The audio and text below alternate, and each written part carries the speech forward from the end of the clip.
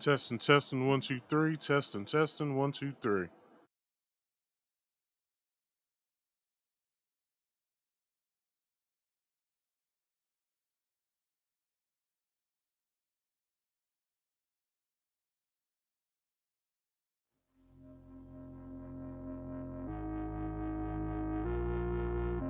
Marcus Speaks.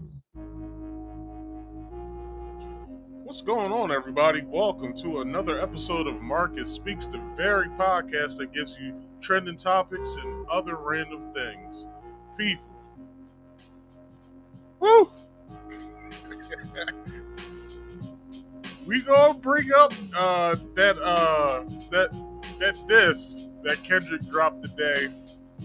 I don't have it in the show. I'm just gonna talk about it for a little bit. But let me get through some of this stuff first, and then we'll talk about it for a little bit before we jump into short banter. So everybody, welcome to Marcus Speaks Live. Please like this video, share this video, comment, and subscribe. Don't be afraid to write anything in the comment section. I will be looking at that right now, or I mean the live chat. I will be talking about that. I will be talking back to you guys and posting your comments up on the screen, just like this. Man, it's a lot to unpack. Once you have subscribed to Marcus Speaks, please go to the description box and hit the Rumble link if you can. The Rumble link will send you straight to my Rumble channel, and then from there, you subscribe to me there. And then once I get 25 subscribers, I should be able to start streaming over there. Every Friday, I do this here podcast called Marcus Speaks Live. You can catch me at 8 o'clock. Made it on time this week for once. This podcast comes on at 8 p.m. Then Saturdays usually, but I might start doing like a pop-up podcast on Saturdays with Marcus Speaks Play.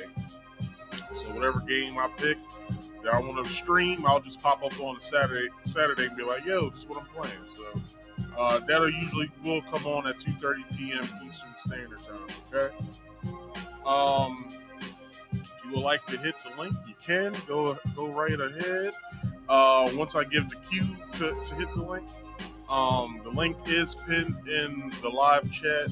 So please do yourself a favor and use that to your best abilities. But if you hit the link, it comes with rules. These are the rules. Rule number 1, you must be on camera at all times. That means once you come back here to the backstage, turn your camera on and turn your mic on, and please stay quiet for me, please. And then I'll bring you up, and then you can say your piece about stuff, and then I'll get you off. But if you don't want to be seen to the public, that is fine. But you still have to follow rule number 1, right? Rule number 2 is basically if you don't want to be on camera, that is fine, but you still have to be on camera here on the backstage, right? And then rule number 3 is please mute all background noise. That means me, if you have me on a tablet, a computer, television, your phone. Once you hit the link, turn me off or turn me down. I would much rather you turn me off so I don't hear feedback. So, give me that favor. And if you can, please like this video. Subscribe if you're new here. Comment in the live chat. And please share this to your social medias, with friends and family. Scrolling ticker is for you guys. That's down there in the lower third. Go ahead and do yourself a favor. And, read over that. It's starting over right now, so follow me on my social medias, people. Man, there's a lot that I gotta say, but if you have never seen my show consists of 3 parts. Those 3 parts are my own opinion, videos, and articles. Not all in that order, but stuff happens. All articles and all videos have been accredited in the description box below. And as well, all articles have been altered from its original form, and as well with the videos that I like to play to further my point of what I'm talking about and get you guys engaged. I have to tell you guys about fair use. It's not just a YouTube policy, it's also the law. So I want to follow both in tandem. And if you guys don't know what fair use is, well, this is exactly what fair use is. Hello, everyone. I'm going to tell you about fair use. It's the law. Warning. Federal law allows citizens to reproduce, distribute, or exhibit portions of copyright motion pictures, videotapes, or video discs under certain circumstances without authorization of the copyright holder. This is called fair use and is allowed for purposes of criticism, news reporting, teaching, and parody, which doesn't infringe of copyright under 17 USC 107. All right, y'all, that's fair use. Man. God damn. So, let's get some music going up in here first before I start talking. Kendrick did it again. Like, what more can I say? Kendrick has done it again. He hit us over the head with the like that verse, which that's one of my favorite Kendrick verses of all times. Then he hit us with Euphoria on Tuesday. Probably one of my favorite Kendrick flows of all time, next to his Family Ties joint that he did with his cousin Baby King. And then I'm sleep, I'm doing my thing. I'm just hanging out. Woke up late to my barbershop appointment. That's the reason why I'm looking so sharp right now. Y'all see it? Yeah, my barber's better than yours. So I let my barber hear the Euphoria diss track. And he was like, "That's tight. I like that." He said, "Who's that?" I said, "That's Kendrick Lamar." I said, "You listen to Kendrick Lamar, don't you?" He said, "Yeah, I listen to Kendrick." So I said, "All right, cool." I said, "Go ahead and download that, put that in your playlist." So I was going to I was going to the bank. I had to take care of some business at my bank. So I go on to no, I was on Instagram. I went on Instagram and I went through the stories, and one of my homeboys had the picture that Kendrick's using for, excuse me, the what's this diss track called again? Um, what is this diss track called?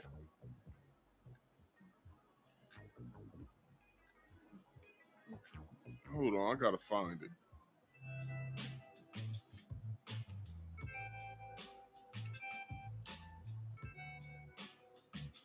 Six 616 in LA. So so I was on Instagram. My homeboy drops it in his stories, and I'm sitting here. I'm like, okay, you know what I mean? Like, what's going on with Kendrick? So I open up. I turn the sound on to the story, and it's a piece. It's a piece of the song. So I said, where the hell I find this at? So I had to go on Twitter to see what it was called, because I'm just thinking that that somebody just put a random picture up and put the audio behind it. So I was like, all right, I gotta find this track real fast. I gotta find it. So um so I go to Twitter, and everybody's saying, have y'all heard the news 616 in LA? So I'm like, okay, if that's what it's called, then I'll go on to Apple Music to see if they have it. Apple Music didn't have it. I went to Spotify. Spotify had people talking about it. So I'm like, damn, where the hell would I find it? So I just went back to YouTube. Went back to YouTube, typed in Kendrick Lamar 616 in LA, and I found it. I said, all right, good. So I'm I'm done at the bank at this point, and I'm driving to go grocery shopping. So I turn it on. I turn the volume all the way up, and after he does the interlude, I'm like, all right, this is a nice interlude. I said, I wonder what tactic he'll use this time. What rhyme scheme he'll use this time. What beat he'll use this time. When that goddamn Al Green came on, oh my gosh, man, and that shit's so soulful. Man, your grandparents can rock to that if they still alive. They could be able to sit back and be like, I like this. What's this called? So, you know, it's like the first time not Drake, Kendrick, aka Kung Fu Kenny, aka K Dot, um, he basically starts slow playing them. And I like this slow play that Kendrick's doing, because usually with usual rap beef, it's a hard beat, and niggas is I fucked your mother, fucked you, it's all kinds of but I like what Kendrick's doing with what he did with Euphoria. The cover art of it is basically the Webster's Dictionary screenshot of what Euphoria is, and perfect. It was great, and it basically what it said in the definition he basically did in the song. So I was like, all right, cool. Um, and let me not spend so much time talking about uh 616 in LA. Let me go over Euphoria real fast. So Euphoria to me was, Drake doing all of his antics, trying to get Kendrick to come out of his shell and respond back to him. But I personally didn't know what was up. I basically was like, well, Kendrick could drop whenever the fuck Kendrick going to drop. Like if he feels like he wants to drop, then that's what it'll do. You know what I mean? So I so when it came out, I had just woke up. It was what, like 1:15 Eastern Standard Time. I had to go to work, but so I turned on my YouTube so I can find something to watch while I'm getting ready for work. So right on the homepage, of my homepage, I see Euphoria. Underneath of it says Kendrick Lamar, and it says right next to it, 2 hours ago. I said, what the fuck is this? But next to it is, next to Euphoria says Drake this. I go straight to it. I listen to it. I see that it's 6 minutes. I ain't really have 6 minutes to be sitting there listening to a song. So I said, fuck it, I'll be late today. So I sat there. I was like, ooh, this shit bumping, dog. Like his innuendos, his like people are still decoding Euphoria. So now Kendrick can put motherfuckers into overtime trying to decipher what the hell he's saying in in in 616 in LA. Like he's like motherfuckers is like motherfuckers is having college level fucking discussions about this shit. What's up, GMS? Uh Motherfuckers is having college level motherfucking discussions about this shit, and I'm all for it. I'm all for it. So, he lays that shit down. I love it. I like all the double and triple entendres he was doing or whatever. Like, a lot of people didn't get the one line when he was like, I got Benjamins and Jacksons. I forgot the line. Something Benjamin's, Jackson's, Joe. So I saw that like two or three ways. I saw Benjamin, Jackson, Joe. So Benjamin the song, Jackson, Michael Jackson, Joe Jackson. Then I saw it uh, president wise, Benjamin Franklin, Andrew Jackson, Joe Biden. And then I also saw it. What was another Ben? Ben Jackson and Joe. I think that's it. I think that was it. Just the double entendre that I got. And then what what else? With the whole the 50K line or the 500K line. So long time ago, right when like a lot of people probably wasn't paying attention. It's coming out now more of people talking about how he had a case in London. Thing is, I knew about that back in 2018 when it settled. So I'm like, oh shit, he brought that back up. And but the thing was, he worded it like so decodedly you couldn't. Certain people couldn't understand it, but I understood what he was saying by him putting it on himself.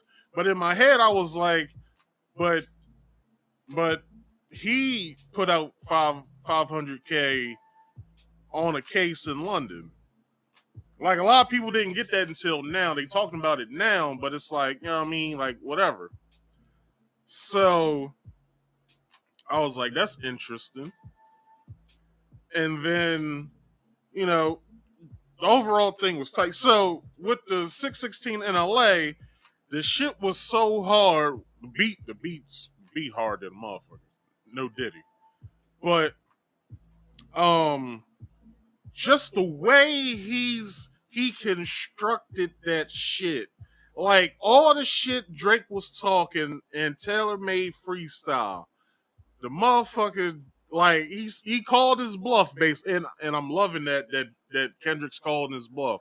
All of the Drake stands like, well, that was already said already by this person because you know Rick Ross said it like that, but he said it. It's like shut the fuck up. Y'all know nothing about rap. Like y'all don't remember the LL Cool J Cannabis. Y'all don't remember the Jay Z DMX. Y'all don't remember the Jay Z Nas. Y'all don't remember 50 Cent and Ja Rule. You don't remember 50 Cent versus Fat Joe, Jada Kiss, D Block, The Locks, and Ja Rule. You don't remember what was another memorable rap beef?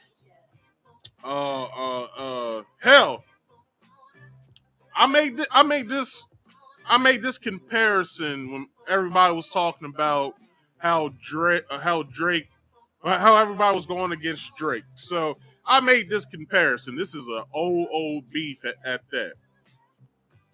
So ex rapper Roxanne Shante, she put out a response record to Roxanne.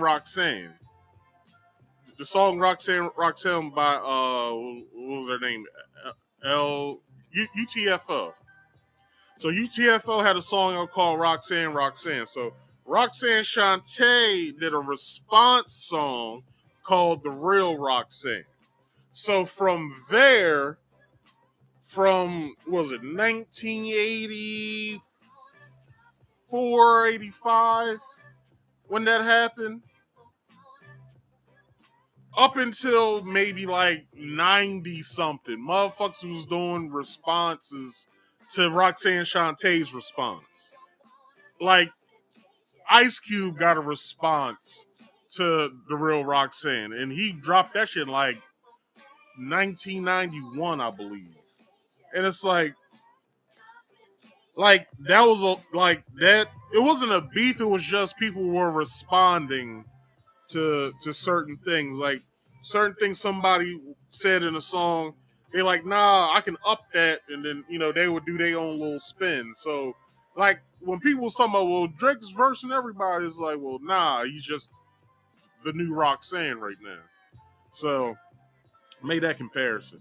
And then, with the 616 in LA, he Kendrick just laid that shit down, dog. Like I listened to this damn song approximately 60 times a day. Like I'm not even gonna lie. I've listened to this song 60 fucking times. And it gets better every time I listen to it. Like it is amazing how good this song is. And how Kendrick is just slow walking them. Like nigga, I told you time and time before. Quit fucking with me. I'm not in with the weird shit. I ain't no weirdo nigga. Like, quit trying to fuck with me. I ain't that guy. I put out my music and then I go into hibernation. Like, leave me alone. I don't want no beef with none of y'all rap niggas because none of y'all rap niggas is on my level. I told y'all back during the Control verse. I got love for you all, but I will murder you niggas. Like what the fuck don't motherfuckers understand? Well, J. Cole understood. That's the reason why he got the fuck out the way. He was like, you know what? I'm just gonna bow out of this. Like, I mean, it was a stupid move on my part because what y'all about to see is gonna be a shit show, but it's gonna be a glorious shit show, and I like that J. Cole did that. But I'm glad that I played that in the beginning of the show because y'all needed to hear that. I don't know if this shit's flagged by now. It probably is. I don't care. I'm not getting paid off YouTube, so if it's a copyright there, it's going to stay there because, that damn song is just amazing. Hope Kendrick drops something next week, too, because that'll be fucking monumental. 3 songs in a week's time, or less than a week's time. Like, that's unheard of. So, let's get into short banter of the week, why don't we? Okay, so, let me turn on my my Vigio here. And let me find where is that? Right here. But you ain't touch the kid? I'm just saying. Okay. So the question is, man says that he will not step in if his baby mother is being physically abused by her new boyfriend because it's not his responsibility. She's no longer under my protection. So thoughts, everybody. Is he right or is he wrong? What do you guys feel? Personally,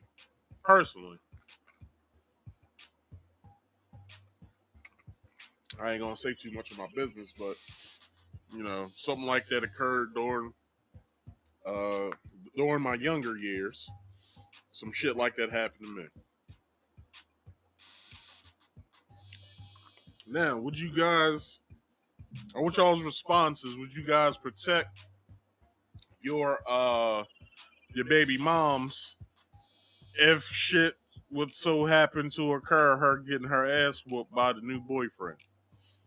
I told my story before what happened, and the nigga ain't been right since. But I guess he feels though that he got the last laugh after everything was done. But you was just fucking with used goods at that point, so whatever. But here's his response of how he felt. Your mama? Yeah, he beat up in front of you weren't there. But you ain't touch the kid? I'm just saying. Like, I mean, give me more detail. I'm just saying. That's like, trauma. Somebody left me. But DJ, For that. So you saying he beat up the baby mama in front of your kids, but he didn't do anything to your kids, but he did it in front of your kids. Ain't that the same one that left me? let me tell you something. he said, "F that." And my Beat kids straight. I think really. that's still But they got because that's really. still But traumatized. DJ It's still traumatized Boy, your kids. you can see how fake I am when I go in the house. He did what? Y'all come on, get your Y'all stuff. come on, get your Y'all stuff. get your stuff. We finna go. His girl no more is what he's saying. He Yeah, like, she's not under my that's protection. her relationship. But I get if that. my kids are privy to that, that's a whole different dynamic. Right, that's different. I'm gonna have to check them. Like, Maybe don't be beat doing up- whatever Then y'all what he got beat going you up? on. Just maybe beat y'all your keep ass that in the over Hey, there. bedroom away from the kids. hey, mama. Yeah, he beat up in front All of right. So what do you guys think? Because his reaction was basically like, I ain't doing a motherfucking thing. And personally, I wouldn't do anything either. I'll be just like him. I'll be fake as hell. Like, oh my gosh, what? He did what? You lying. No. I'll be so fake. I'll be like, bitch, you deserve that shit. Like, the fuck? I told you when we was together, chill the fuck out. You didn't want to listen, so another nigga chilling you the fuck out. Like, what is I to do at this point? Go and fight him? I'm really going to sit down and be like, yo, let's go and get some food, dog. Let's talk about this shit, because I dealt with the same shit. Oh, that's not funny. That's not funny. Hold on. Where's my womp womp at? Here we go. That wasn't funny, but hilarious. But how about this scenario? What if your baby mom's is being beat up by her girlfriend? Would you step in? Me myself personally, I'd be like, come on, titty. Just sitting there, just watching, holding my baby. Like, come on now. Anyway, that concludes tonight's short banter of the night. How about we get into the main topic of the week? And tonight's main topic of the week's overview is, why do D1 athletes date white women more than black women? So, I've been seeing this on the YouTube timeline. I've been seeing this on the on the Twitter timeline, and it's like, why is this question popping up? Right? So, hold up.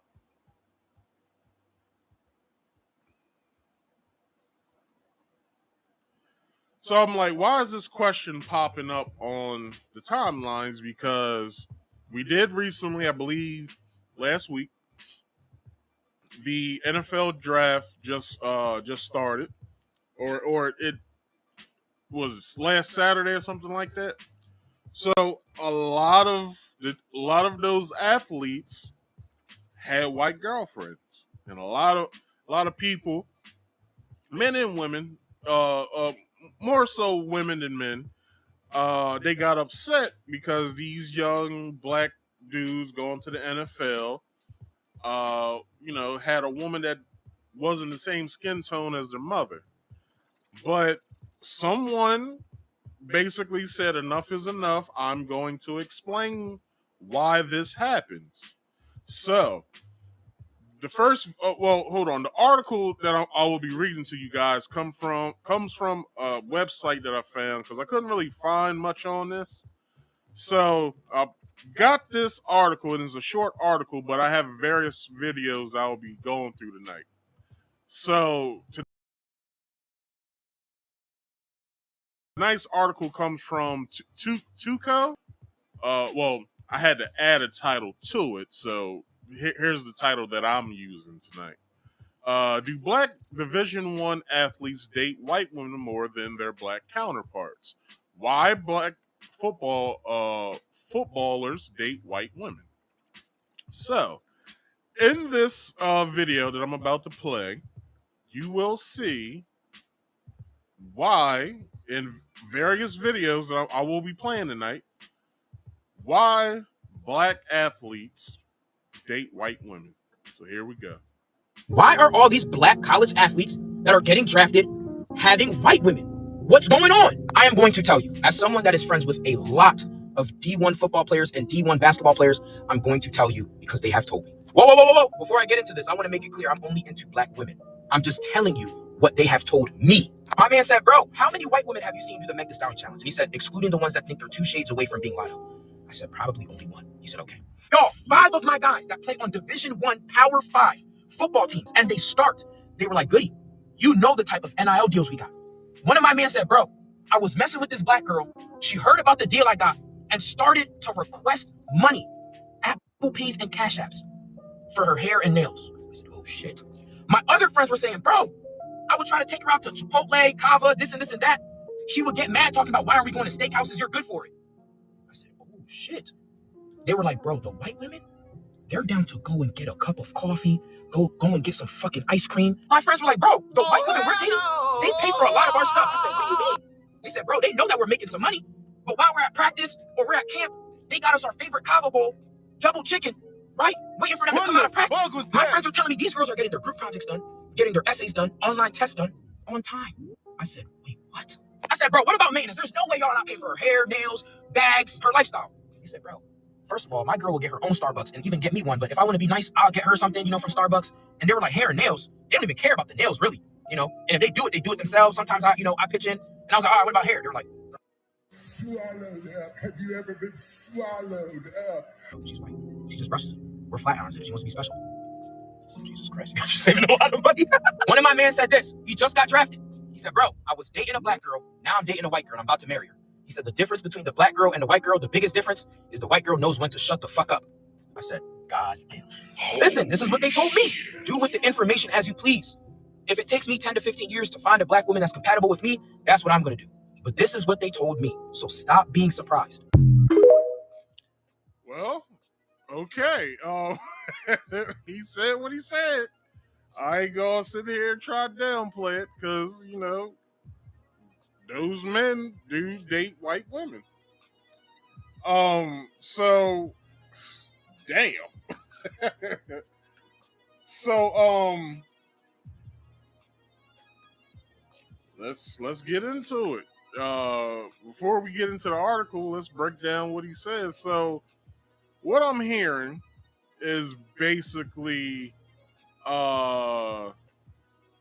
him saying that the reason why that these black athletes date these white girls is simply because they ain't asking for nothing.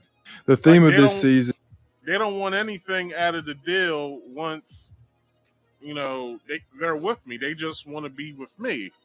So let's try to at least save black women with this because we don't want to punch down on black women. So what I basically see here is two things. Well, three things really. Broken household. The mother basically told her that you should, which a lot of hood moms and grandmothers say this shit, that once you meet a man, the first thing you need to ask him for his money, or ask him about is how much money he has. And then the third thing is parenting. Is basically parenting. I'll add a fourth: influences as well. Whatever influences she might have, social media, her circle that she has, which would include her family, her friends, social media probably. So what's different between white women and the black women? Who knows? So let's see what this article has to state. They say with money comes power, and women follow, and this has proven to be true for football stars. Money and fame have allowed black football players, or black players, athletes or what have you. You know what I'm saying? This white girl looked like she got a little cake on her. I ain't even gonna lie. Becky right here can get it. I ain't I'm sober off white women, but goddamn. You know what I'm saying? That's all I'm saying. Shit. Goddamn. Holy shit. That black footballers to mingle with women, especially white women, who have been far from their reach if they were poor. So this guy doesn't look like he was that much poor in his life. He just looks like he just had a an act of playing football, and he plays for the Northern Arizona. I don't even know what team that is, but so I'm pretty sure it's a lot of white women at that school, as you can see. You know what I'm saying? So, then you got another guy. You know what I'm saying? He in the toga with the fitted on with the white girl. You know what I'm saying? He keep a white girl, Christina Aguilera. He probably got 5 other white women doing his homework, doing. He probably look all of his classes that he has, and this is a trick that a lot of people use in college. I did this shit in high school sometimes.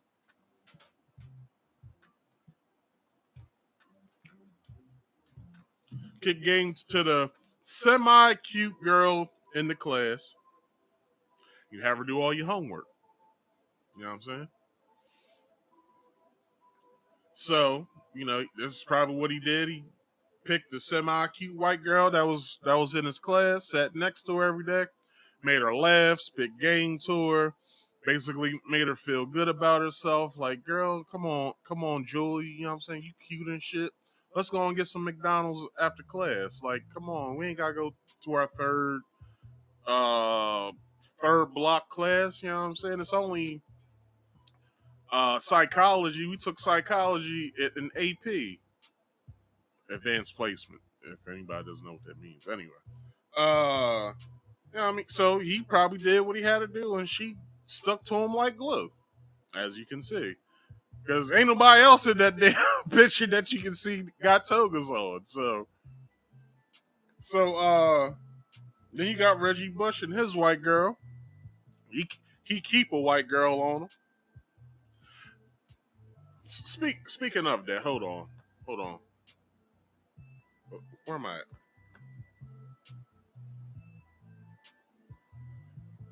My cousin Kenny, and Kenny, if you watching this, I ain't putting your business out, but nigga, everybody in this town knows that you keep a white girl. If he lived in the hood and every hood nigga had, well, he didn't. If he lived in the hood when we was growing up, and everybody in the hood had a gun, this nigga would have a white girl, like in place of his gun. That's what that nigga would have. This nigga kept a white girl. This nigga smooth talked one of the teachers and got out of homework and also got himself. Anyway, you know, so that's what he was doing. So just like Reggie Bush, my cousin Kenny also played football. So go figure. And who was on the cheerleading squad? Well, a lot of them, white girls. Who was in the stands rooting for him from the school that he came to before he came to our school? White girls. So he had a what's the word he had a harem of white women that he could select from when we was growing up.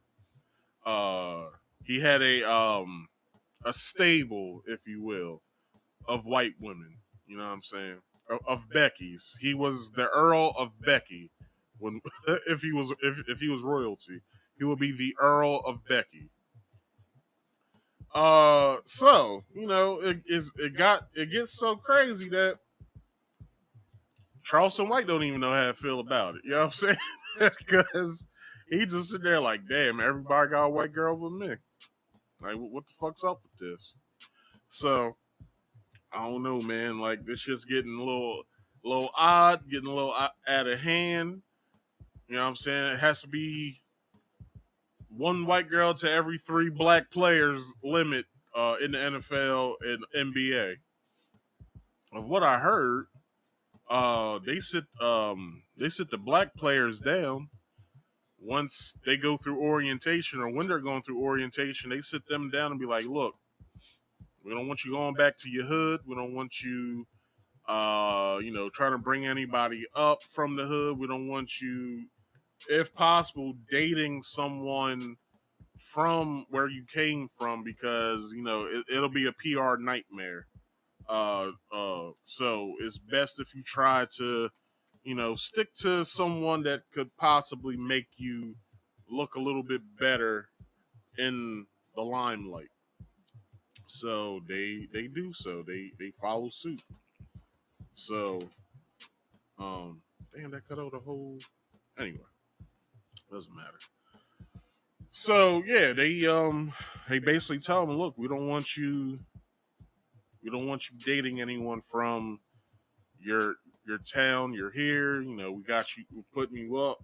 So make sure you follow the rules and you do your thing. And I'm pretty sure that once they're on, pretty sure that they throw white women at these players. Like it's a whole bunch of white women that probably are waiting outside of the locker room for them. Oh my gosh, it's I don't know a football player right now. I barely watch sports these days, but I'll say Lamar Jackson. Like, oh my gosh, it's Lamar Jackson. Hi, Lamar. And he's like, oh, hey, ladies, how you doing? Like, hey, Lamar, we was thinking about going to Club Rave. Do you want to come? And he's like, sure, let's go. Then you probably double fisting white girls in his hand, Anyway, so let's get back to this article. So I left off at who would have been far from their reach if they were poor. But why do black football players love dating white women? So this fellow that I'm about to bring up, he has an answer. So let's see what he has to say. The theme of this season is misconceptions in sports, and I am here to expose them all. This topic here is it's tough, man. It's tough. I know it's a lot of people that feel a certain type of way about this topic, and I'm here to bring objectivity. I talk to people, I listen to podcasts, I read books. Like I've got information from objective sources, and I'm here to give you what they had to say. The title of this video, as you can see, is Why Black Athletes Marry White Women. It is a very, very controversial topic in the black community. Statistics show that 88% of black men that are married to black women, and 83% of black men that are married and make $100,000 or more are married to black women. But for those people that want to know about the 17 and 12%, we're going to talk about it. From my research, from my conversation, my calculations, there should be no accusations on my name. This is objective, so don't at me with none of that. First reason is schools. Black athletes are raised up to be high performing, 5-star, go to these big schools that are PWIs, aka predominantly white institutions, and they go on to the league. Like that's the route. Most people think that college is the perfect time to find a spouse. And if a black athlete... Actually, it is, because y'all both can build with each other. You're both broke. You both are going to be dealing with paying student loans. You know what I mean? So it's best if she has an MBA or a doctorate or a master's or what have you. You know what I mean? Then let's say you're going to the league, so you're going to be making, depending on your deal, let's say you're making like $168,000, $68 million a year. You know what I mean? You'll be able to throw whatever the hell whatever you owe, you'll be able to throw that on first. Like, let me get rid of this debt first, and then let me get my house, and then let me buy all the cars that I want. And then depending on whatever her shit look like, let's say she got a partial scholarship, you know what I'm saying? So she probably only owes maybe like, I don't know, like 100,000, you know what I'm saying? Like, go ahead, babe, go ahead and take that, pay that, you know what I mean? Get your career going. So, it depends on, how people look at things, but I would say the best time for anyone, if they are in school, to get married is once they graduate college. Because do y'all remember that one video that was going around that black women got upset about of all those white women at their college graduations, they was flashing their rings. Like every cut clip of the video was a white woman flashing her ring finger, basically, yeah, I'm getting married once I get the fuck out of here. Like I'm gonna be married to a doctor or a lawyer or a dentist or whatever the fuck. You know what I mean? So a lot of people got upset. A lot of people was like, well, that's fucked up that they did that. Why would they have that on social media? It's like it's to basically whatever that you're doing right now is basically to do that, make you upset. Because you went to college yourself, you partied, you was a slore the whole time, and you didn't take into account that this is the breeding ground of finding your significant other. So why aren't you doing that? So, they got upset, but you get mad, play stupid games, you win stupid prizes. Then you get out of college, you got $3,000 in college debt, and you try to find, and then you're saying, ain't no good men out here. Well, you passed up on all the Q dogs and all the alphas and the iotas and the thetas and what the fuck do frat people call individuals? I forgot what the fuck they call people who are about self. Something individual. I forgot what the fuck they call them. But then you passed up on them niggas. You passed up on the basketball player, the football player, because they did you wrong. And then the nerdy dudes that's basically gonna be making millions of dollars once they get the fuck out of here, because they're gonna start their own tech companies. You passing up on them, so you sitting here trying to live out your love and hip hop Atlanta fantasies, going out every night trying to find a dude so you can try to get on a love and hip hop. Like, it's like the reason why you got upset at these white women is because they were taught to do a certain thing, of which this guy is going to basically say. So I ain't going to say no more. And as I said, I'm not punching down on you guys, black women. I'm just holding a mirror. That's all. Is going to a predominantly white institution, then it is very likely that he will meet white women. So if you send your kid to a predominantly white institution and they come home with Becky, don't be mad, because that's just how the numbers work.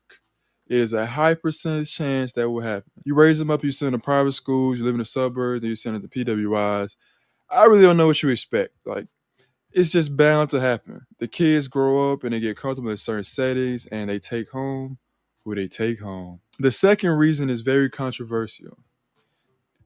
But ain't nothing like a shock to your parent system when you come home for Thanksgiving and you got Sharon on your arm. Hey, mom, dad, this is Sharon. Hi, Sharon. How are you?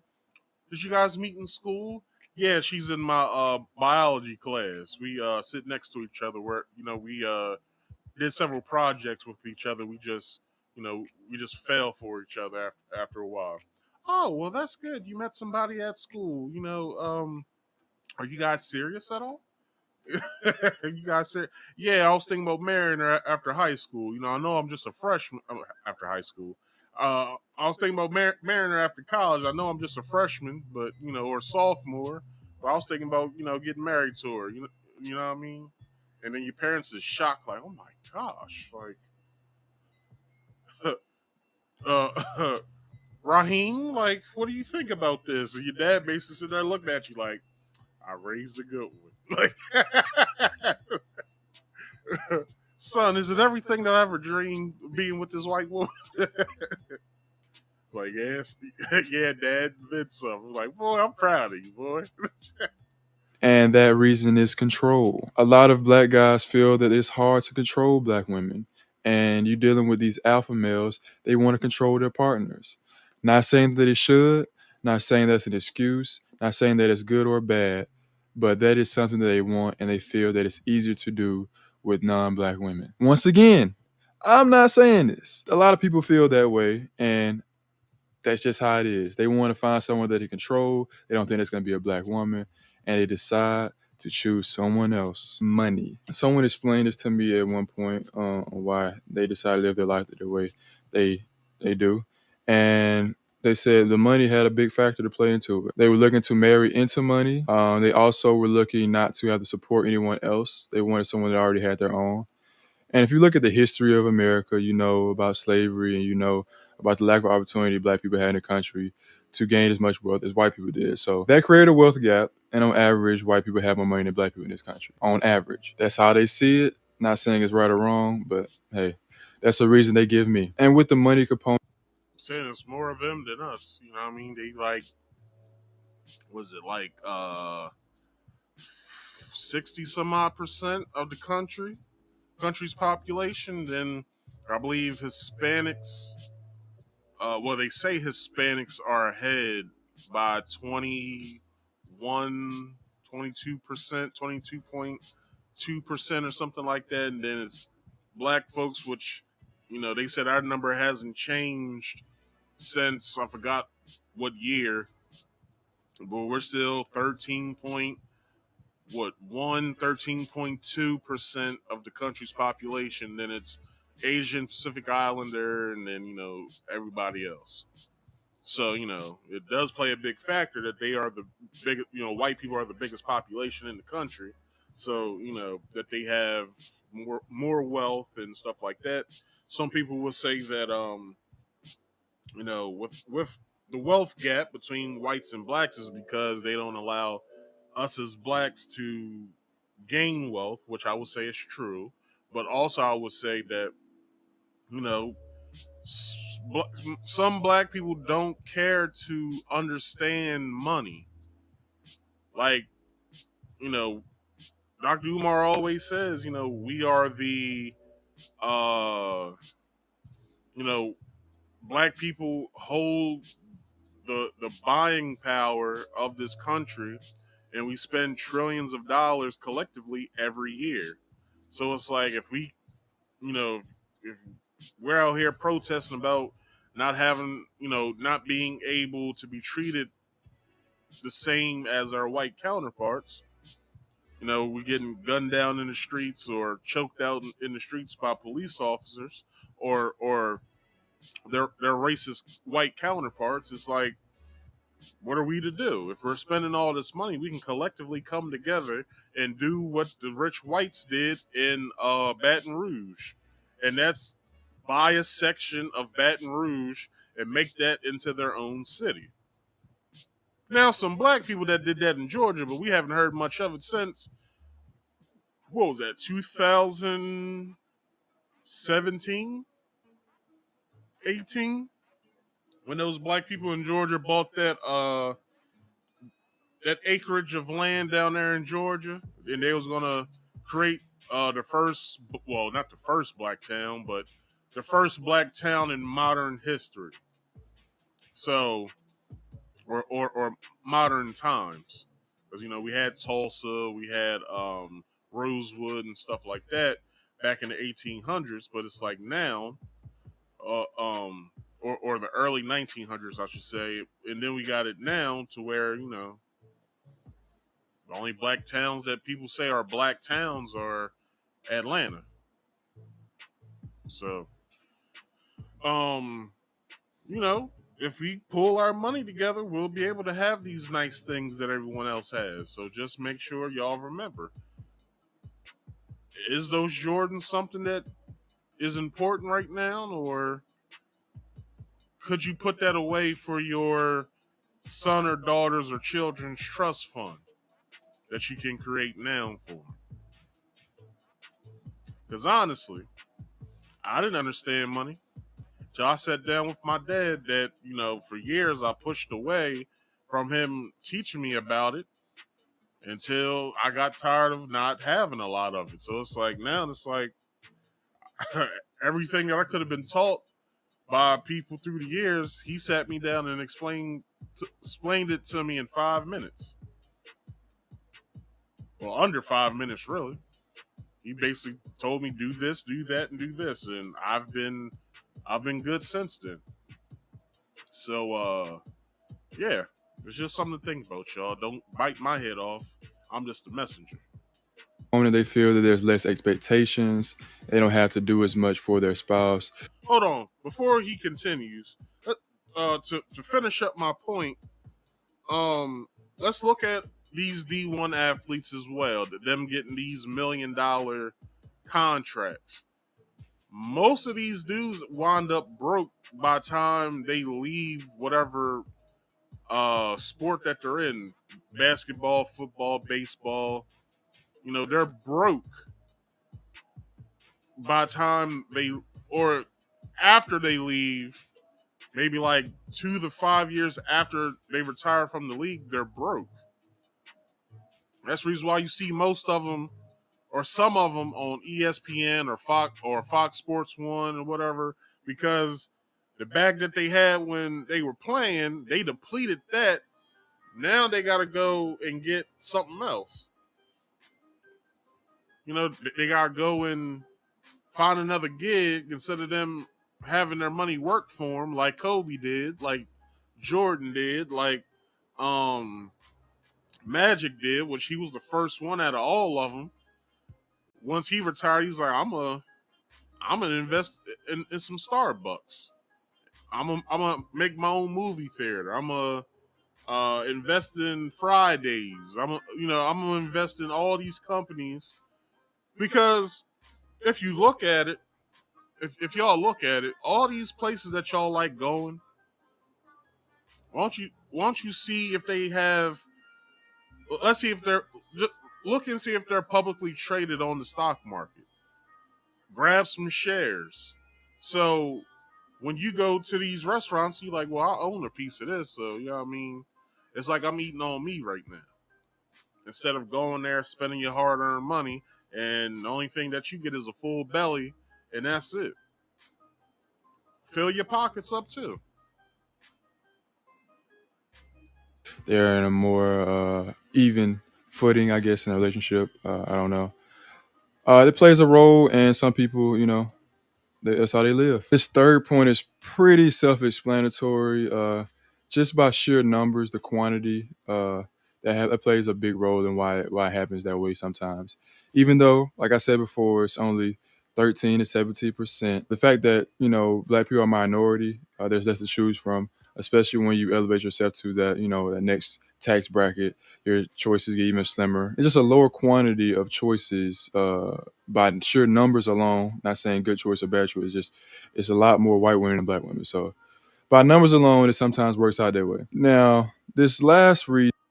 And plus, it's more women than men in this country.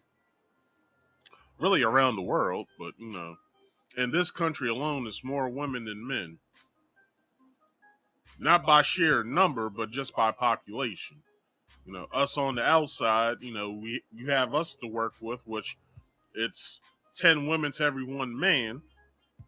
And then, you look at the ones that's in jail that,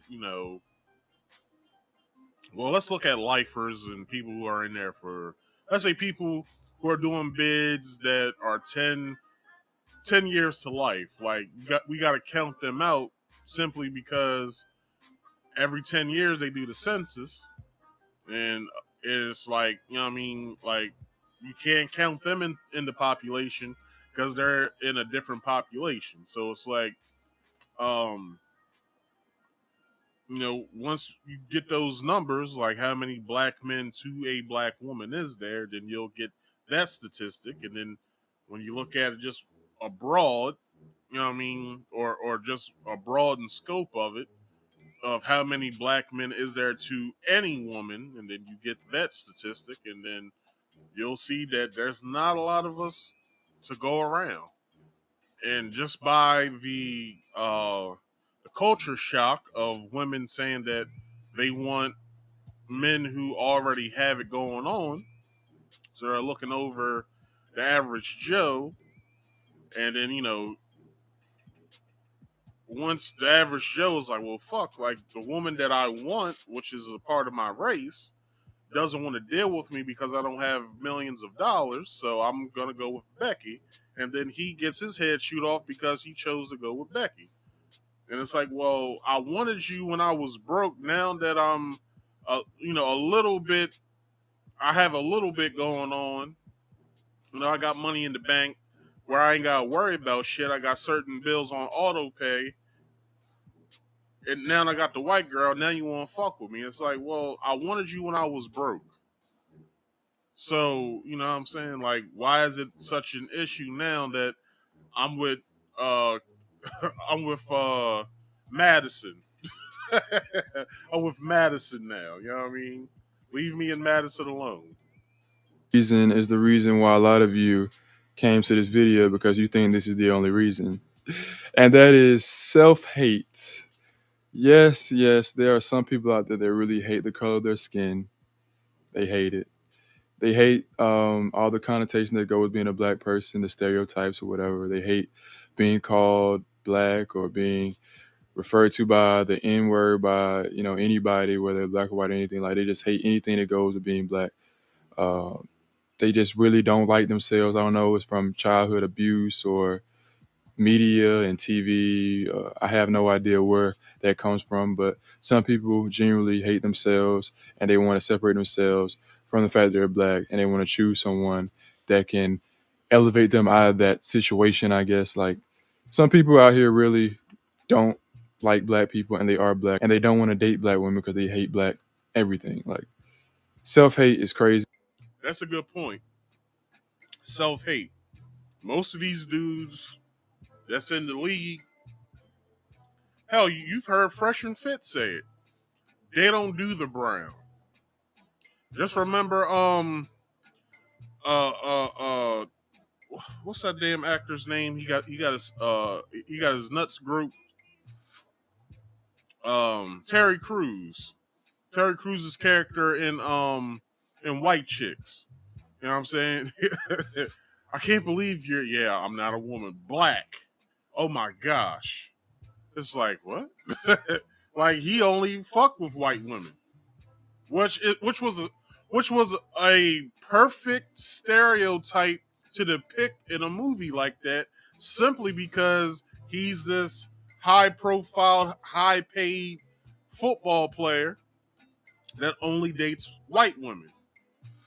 You know what I mean? Because, he's seeing the goodness of his money work for him, and him being a superstar in sports, that it will be foreign for him not to be with a white woman. So, ladies, you gotta put certain things in perspective when it comes to, your dating choices. Hey, you may not have the 100 millionaire, but goddamn it, if you work with him, he'll get there with your sheer love and patience and nurturing. But, as I said earlier, it comes with parenting and the way you was brought up. If you wasn't brought up to be a nurturing person, 9 times out of 10 you won't be nurturing to the person that you're with. So, it's like a microwave culture is what this is what's going on right now. Everybody wants everything instantly. They don't want to work for it. You know what I'm saying? My mother's a baby boomer, so, I've been talked down to lots of times as all you kids want is shit real quick and don't want to work for it. What the fuck is wrong with y'all? I had to work for every goddamn thing I had. It's like, well, she was telling the truth as she was downgrading us, but at the same time, it's like, damn, Mom, why are you talking to us like that? But it's true, though. Like, you know what I mean? Like, I had an outlook of I want shit now and I don't want to work for it. Until the shit had to get slapped in my face. Like, wow, if I worked for the shit that I want, it comes true. So, I work for everything that I have. Nope, I've never had a co-signer on a car. I hope not to have a co-signer on a house, which that would be stupid. But, you know what I'm saying? I've never had any of my parents or siblings have to put their name down because my credit isn't that good or I'm not trustworthy enough to make payments on something. So, Gotta make yourself more useful. Easy, unfortunate, but definitely plays a factor into why this happens. Man, this video was very difficult to make because I had to. All right. Thank you for your time, sir. Let me go to the next video. Jesus. Grifter of the Let me set this up before we get to it.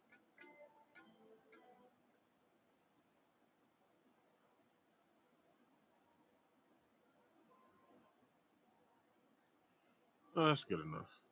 So, let me take this down for the time being. So, getting back to the article, the reason most of these footballers date women from the racial divide is that they do not love to experience what they have never experienced in their lives. That made no sense. Let me read that over. The reason most of these footballers date women from the racial divide is that they do not love to experience what they have never experienced in their lives. I'm still having an issue of understanding that, so I'm going to read that one more time. The reason most of these footballers date women from the racial divide is that they do not love to experience what they have never experienced in their lives. So, what does that mean? If they don't want to experience something, then why experience it? Like, that makes no sense.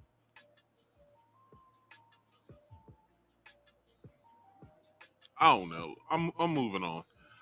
A majority of black footballers have come from deprived backgrounds, and dating or even marrying white women would have been an impossibility.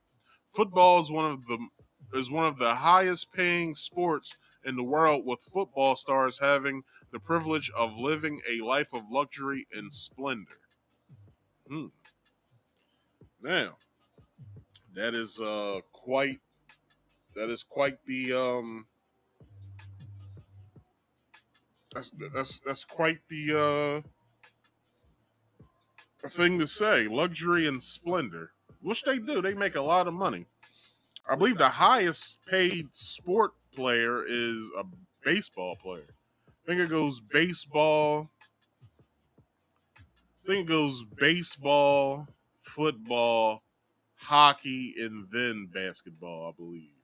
I believe basketball players are the lowest paid sports player um in the world. But that's not counting like overseas sports, or like I know the soccer players in the Olympics, they don't get paid other than in endorsements. But whatever other sport is out there, that they have on television, like abroad, like cricket and what table tennis and shit like that.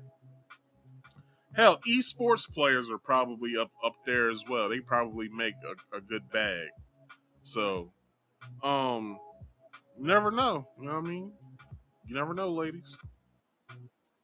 Okay, so sticking to this theme of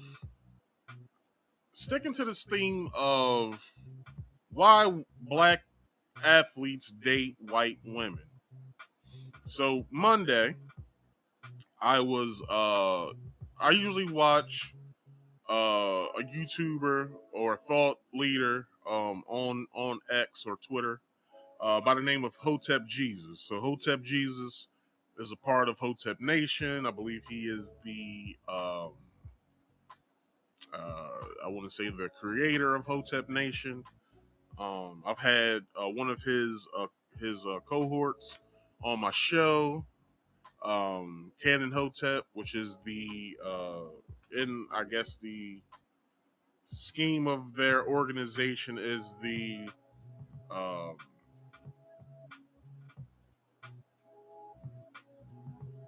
what do they call people in certain organizations where they're anyway.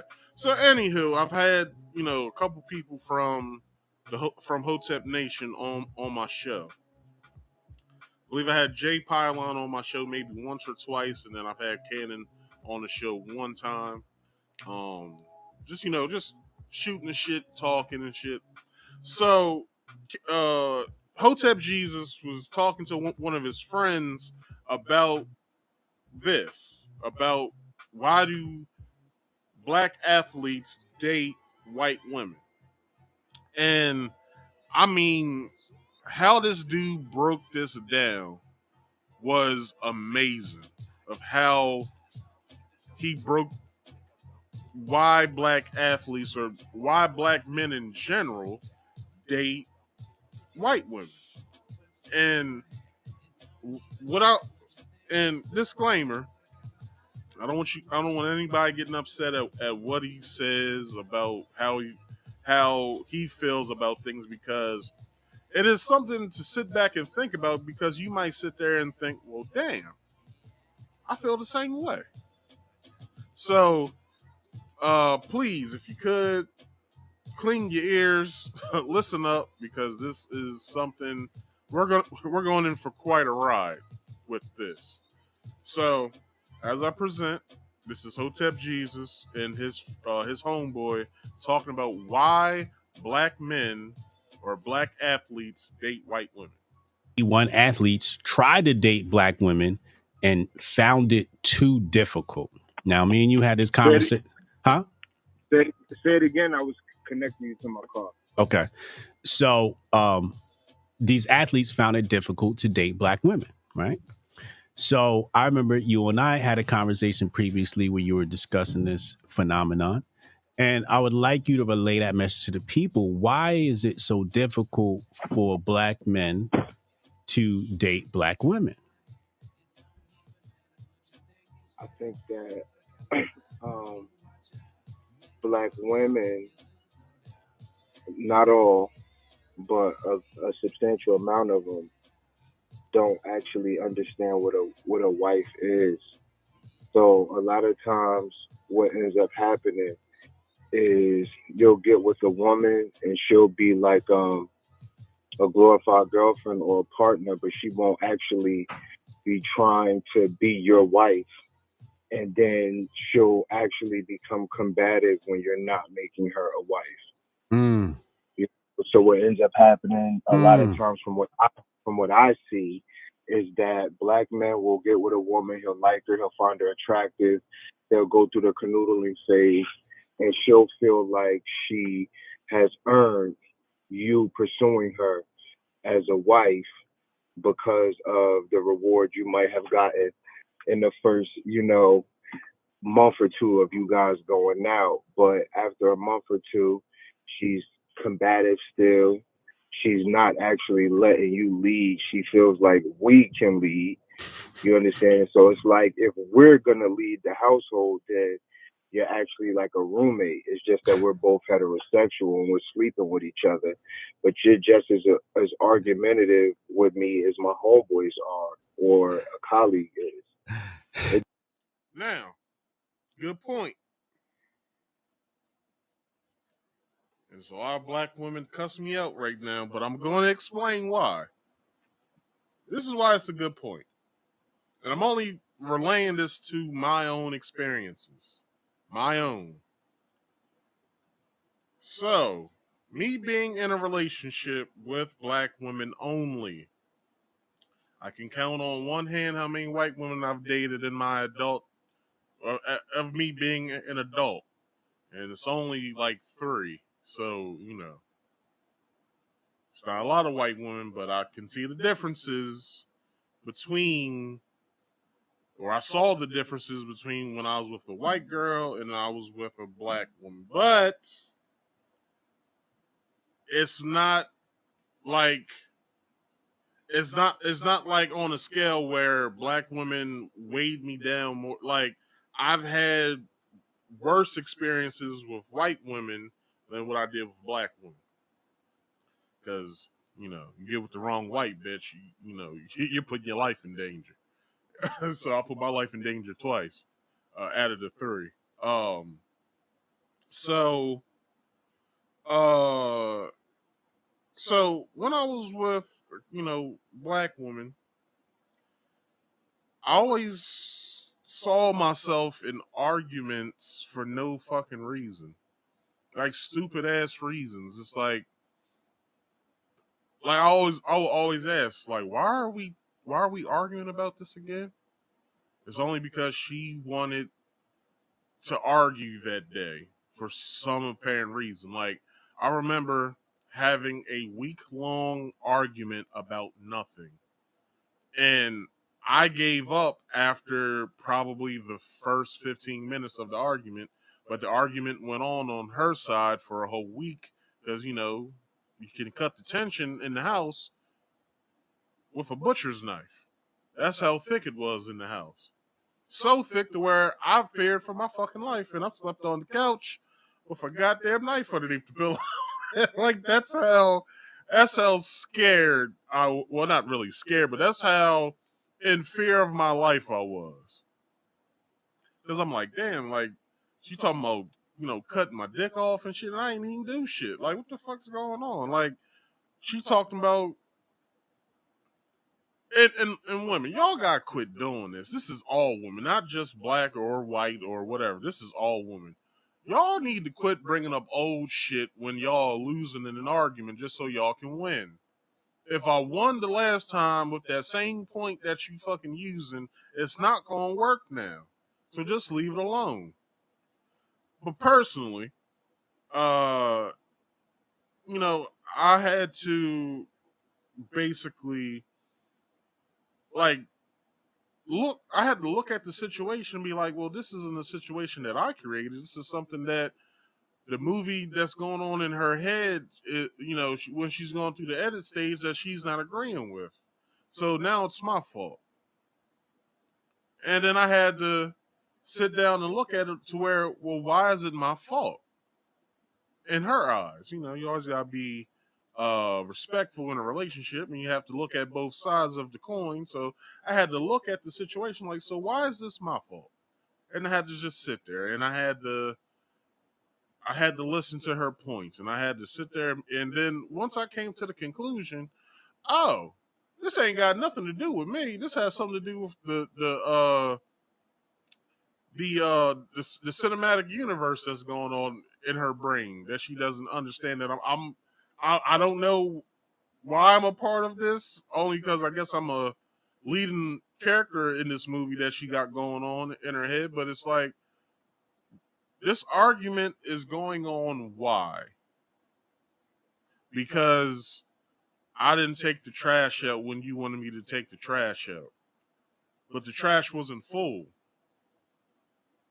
Well, it doesn't matter because I asked you as your woman, you should respect the things that I'm saying to you. It's like, well, yeah, I respect it, but I didn't see a need to take that out when you wanted me to take it out. I looked in the trash can, well, it ain't that damn full. But you didn't you didn't explain to me why you wanted me to take it out. You wanted me to take it out because you had cut some chicken up. You threw the scraps in the trash can. You didn't want the house to stink. I understand that now, but when you started arguing with me about this shit, you didn't put in your argument. Well, the reason why I'm doing this is because of this reason. If that would have happened, I've been like, oh, I understand why you want me to do this. All right, I'll take it out. But you didn't do that. The movie in your head didn't allow for the story to explain to the audience, which will be me, of why you wanted me to do this. So, and then one argument, this was probably the stupidest argument I've ever been a part of. So, I'm dating this young lady. She was 4 years younger than me. And she had the thought of, I'm going to come up with a scenario that I agree with, and I want him to agree with it as well. So the thought of it was her saying, if we had a child together, and I called you and asked you for some money so I can pay a bill in the house, would you just give it to me, or would you give me a pushback of why you're not giving me the money? I told her I would give you pushback of why I should give you the money, because personally, you can just hand me the bill and I'll pay it myself. Why should I hand you money to pay? You're asking me to pay something, but you're asking me for the money to pay it when I can just pay the bill.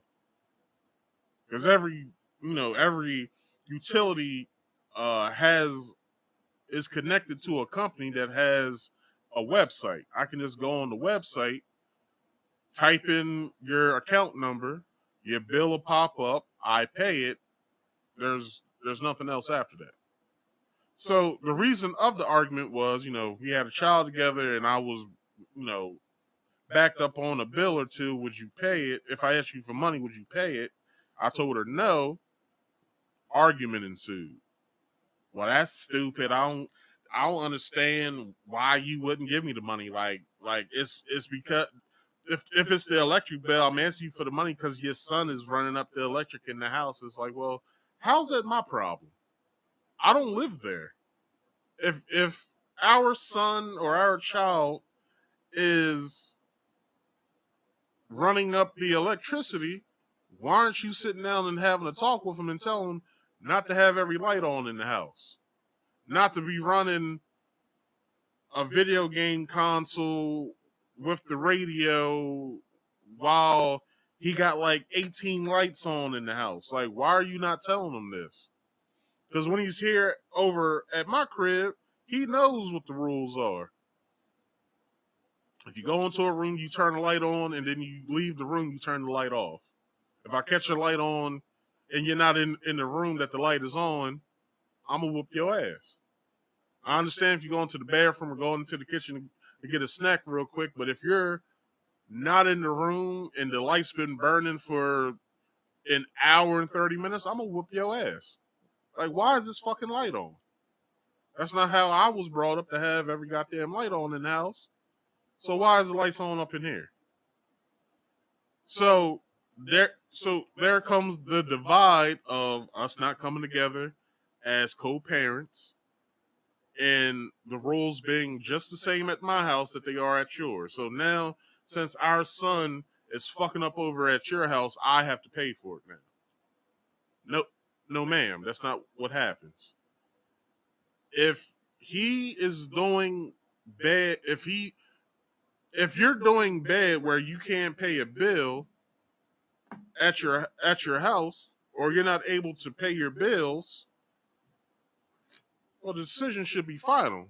The child's coming to live with me, where I have no issues of doing so. So once you get back on your feet, that's when we'll discuss if Junior goes and lives back with Mom. But at this point in time, you're not able to do what you have to do, so the final decision should be the child lives with me. She didn't want to hear that. She wanted to hear that I would adhere to what she wanted me to do, of which is like, look, shorty, that's not my personality. That's not what I do. I'm stubborn as fuck. So if we would have had kids, or if we choose to have children, just know that will be the final decision. There isn't going to be an argument behind it.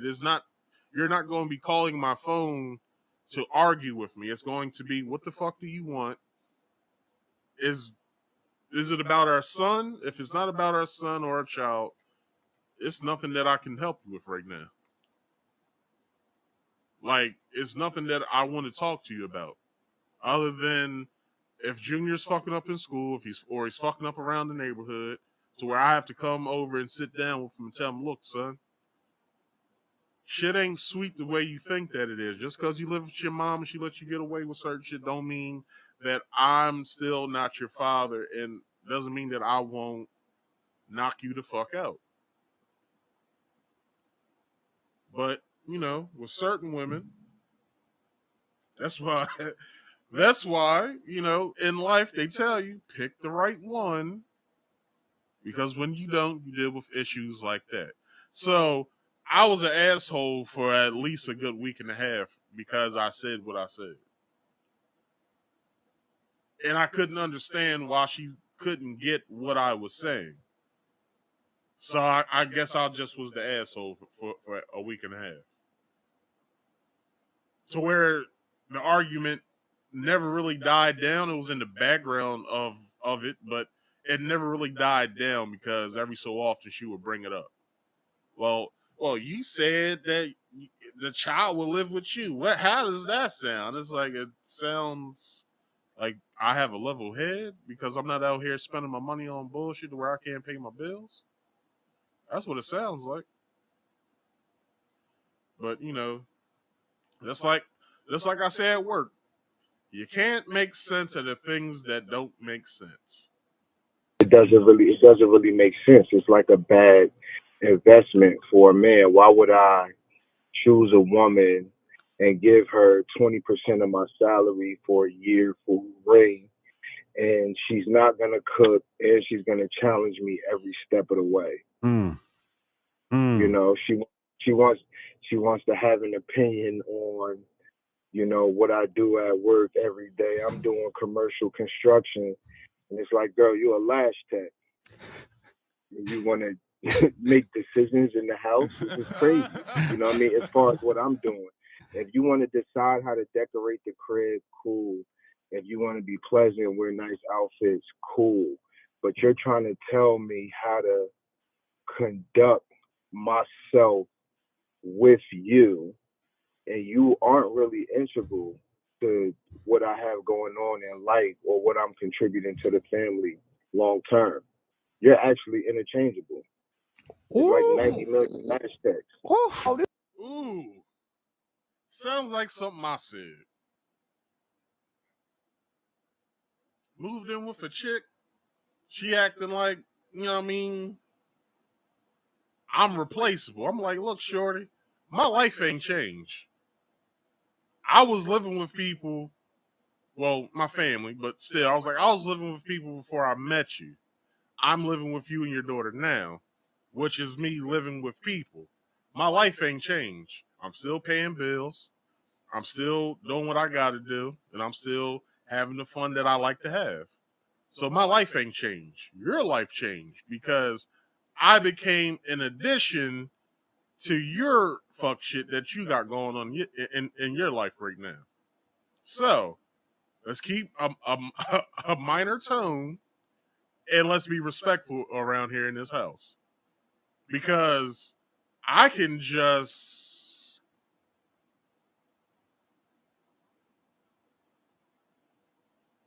my life won't change. This a real hotel brother. You said they're interchangeable? Yeah.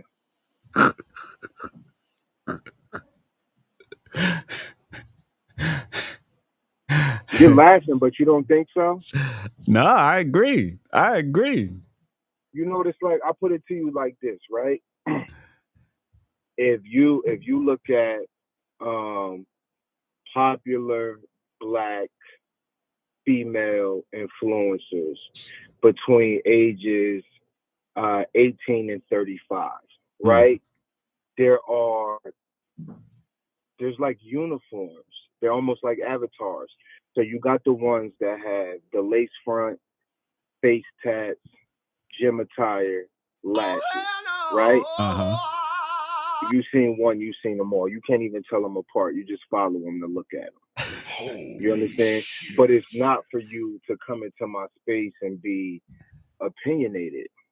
Yeah. It's too much. Yeah. You know what I mean? And then you'll get the other ones who you never see outside of gym clothes. You know, they're wearing gym shorts up there, but whether they are, and I don't have a problem with seeing any of that because I love a nice voluptuous woman. I'm just saying. Pause, nigga. Well, I didn't mean that. Bruh. you know, washing the clothes at the kids' football practice in Wegmans or the supermarket, it's the same thing everywhere. So they kind of like lead with that, and then they say things like, I heard something really funny.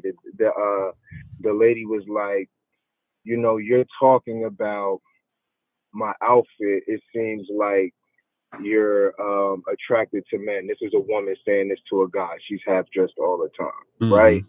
Or You know, it's like, okay, men are objectifying you and looking at you sexually, cool, but you want that attention. And I don't think that black women are actually raised to differentiate between good attention and bad attention. So attention is just attention for them.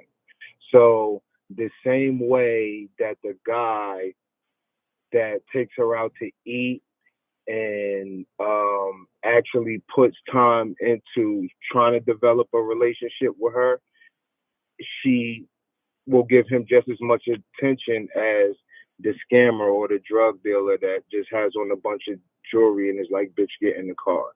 It's just attention. So the woman that has a great guy. Hold on. Before he continues, y'all remember that 50 Cent song, Bitch, Get in My Car? Just listen to the song and you'll understand what he's saying. Will actually deviate from a great guy because of the amount of attention that she gets in her DMs when she's half dressed. They're not actually sifting through it.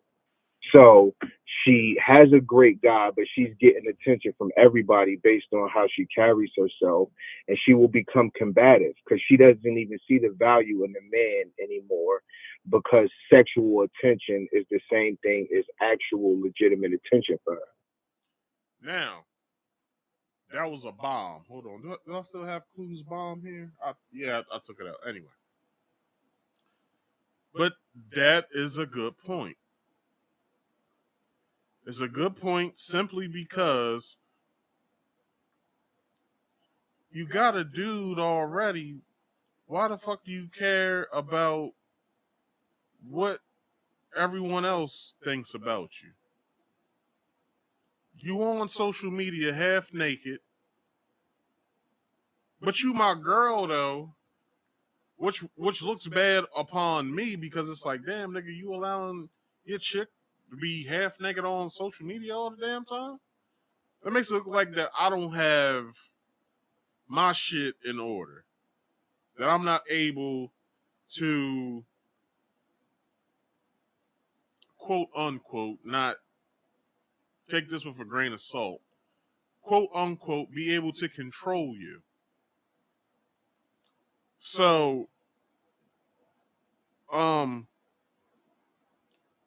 it's like, you're looking at the attention that you're getting online as legitimate attention. I had to go through this with one of the females I was dating. Always was on social media, but had an issue when I was on social media. It's like, well, this ain't real life. This is for play. This is a toy.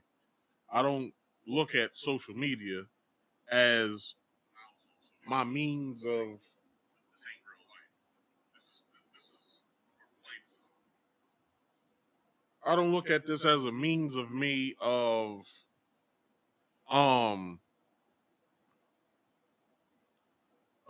of seeking attention or seeking attention from somebody else or giving my attention to someone else. Like this is a toy. So, she wanted to throw in my face the whole thing of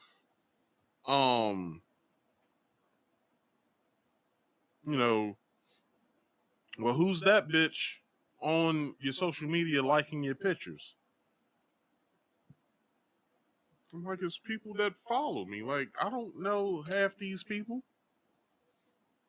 And she's like, well, she seems to be all into you because she not only left a heart, she left a comment too. It's like, well, I can't control what people do on their side of social media. Like, the fuck you want me to do? So, to even the playing field, I just went to her page. I went to her last picture. I hit it. I hit the likes, and I just turned my phone to her. I said, I've never met any of these people that are on here liking your shit, and seems though you got 413 likes on this picture. and it's all dudes. So it's gonna be something in here that this man says of how I felt, and I will stop the video and I'll say that's how I felt, and then I'm gonna keep it moving. She's not trying to be a wife. It's just like the girl that's like, yo, I don't know, man. They're funny now. It's like, yo, you know what? He always mad. He insecure. You know what I mean? He always be clocking me and trying to tell me what to do. That man not insecure. You easy to fuck. That's how I felt. I'm like, I'm not insecure about these dudes liking your picture. I'm basically looking at it as, bitch, you easy pussy. Because if I got it the way that I got it, then, you know what I mean? Like, it didn't take me long to get you in bed. Like, so, if I already have the thought that you easy pussy, why wouldn't it not be the same thing for anybody else? So, and I won't blame her for being easy because I had good game. I'm just saying, bruh. You know what I mean? I was putting my thing down. Goddamn it, you know what I'm saying?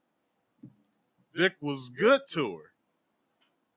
She almost fought a bitch for me. Not for me personally, but she almost fought a bitch. You know what I'm saying?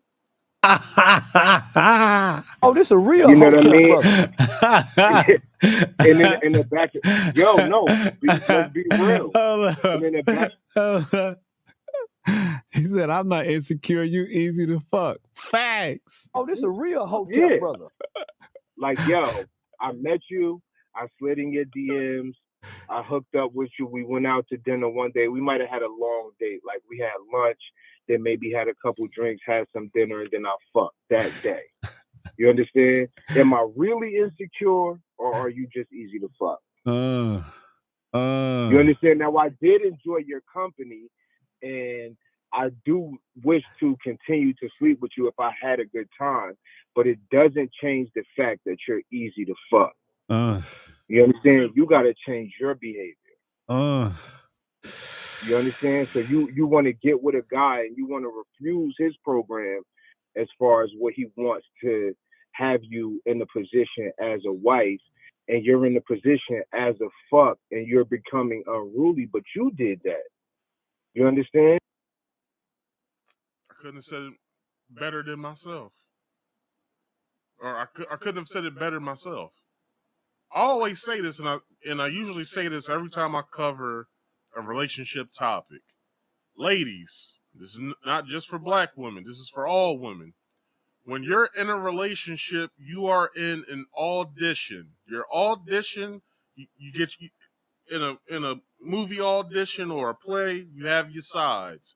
Your sides are basically your lines that you're going to read off of and have the people who are producing said film or play of what you're capable of when it comes to your prowess of being an actor.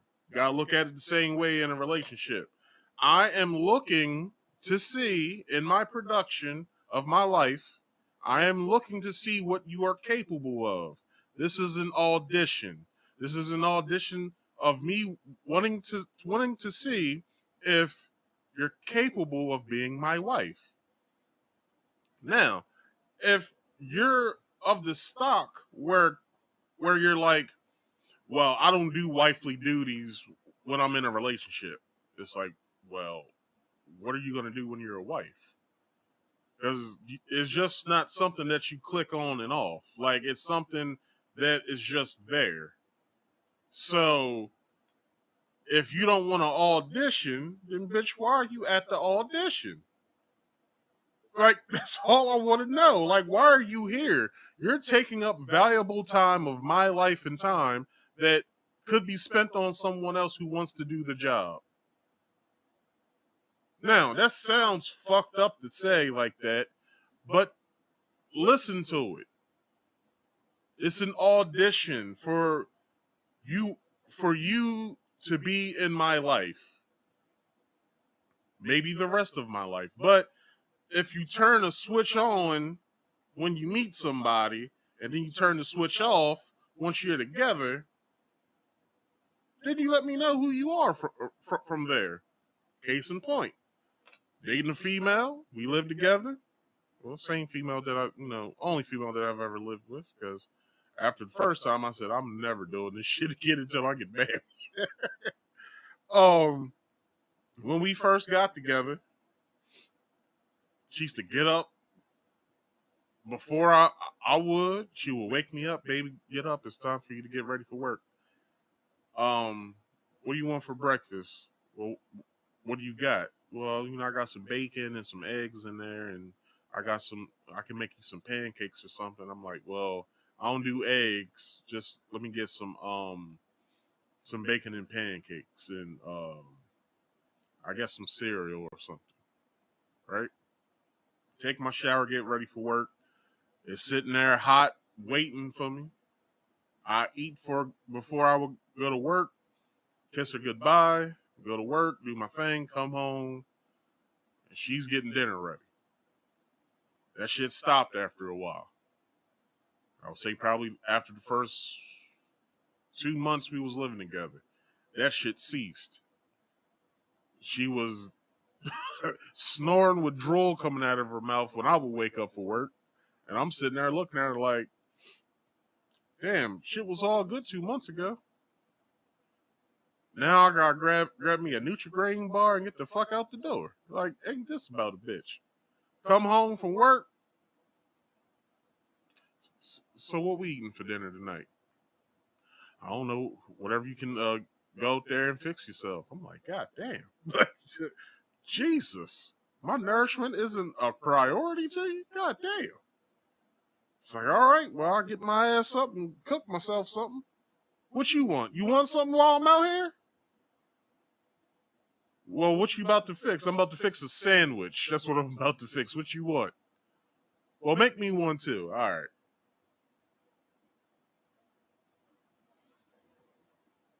I'm like, damn.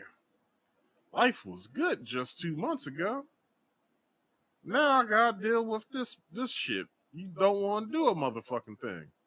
Always want a motherfucking thing.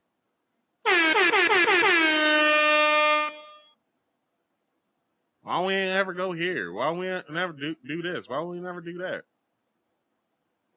Why? like, what is it that you do for me that I have to come in here and do for you? Shit was good. We was chilling. You know what I mean? Shit was good around here. I'm paying bills and shit. I'm taking you out when your daughter ain't here, when she's at her dad's house. Even when your daughter is here, we still going out. We going to the movie. We doing family shit. Ain't even my daughter. We doing family shit. We going to festivals and parades and I'm buying toys and shit. We going to movies she want to see that I don't want to sit through. But I'm the asshole. You know what I mean? Like, the fuck? I'm not treating you like a hoe. You let me treat you like a hoe. I'm trying to be respectful to you because you still my sister. I ain't dissing you. And I might say to you, like, yo, you might not want to wear that and you might not want to do this or that because I know men the same way I know what brought me over here to you. And if Damn, son, where'd you find this? That's the reason why we broke up. She felt that it was fine to wear, which, when we hung out the last time, she had on the same type of leggings where basically you could see what type of underwear she had on underneath of them. I had to fucking sit there and be like, yo, what the fuck is you doing? What? What do you got on? What? Ain't nothing wrong with what I got on. Look in the mirror. You don't see your black and white polka dotted underwear underneath that? Because I do. Argued me down. So I basically said, look, if there's an issue once we get to this mall, we're coming back home. What happened when we got to the mall? Something happened. Niggas in the parking lot. Yo, shorty, what's up? I'm like, oh, nigga, you don't see me standing here? Like, you want a problem, nigga? You want a problem? Like, get the fuck in the car. We out. I didn't really see anything wrong with what I got on. See, you didn't see anything wrong with what you had on, but I did. I told you about it, and you told me everything was going to be okay, which I should never listen to because my judgment basically is key at this point because I already know that's what I was attracted to when I saw you when you was at the barbecue. You had on all this skimpy shit. I was like, I want to get a piece of that. Got a piece of it. Stayed with it for a little while. This happened. We out. Let's roll.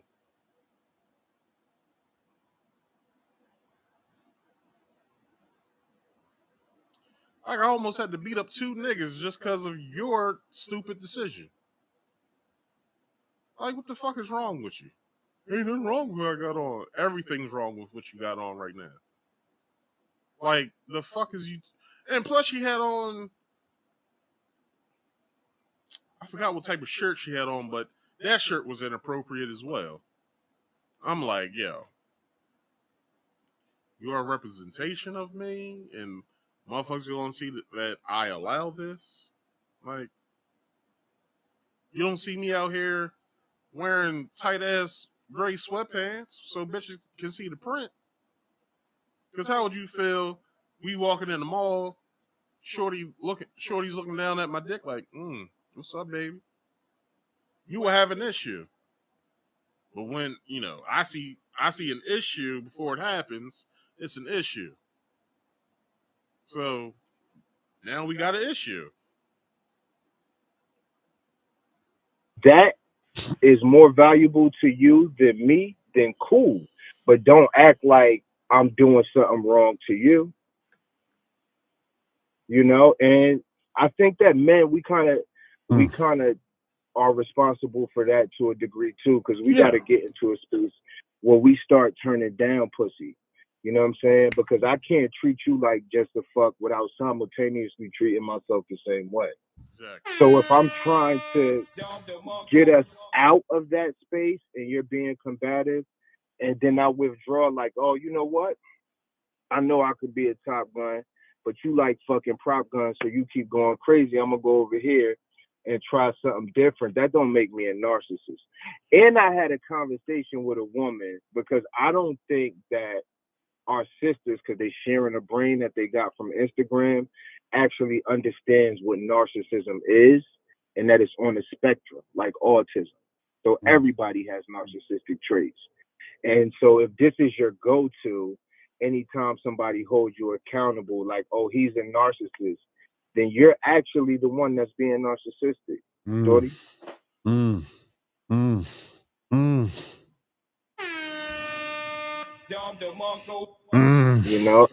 I think that a lot of black men are stepping outside of black women because other cultures, raise women to be wives.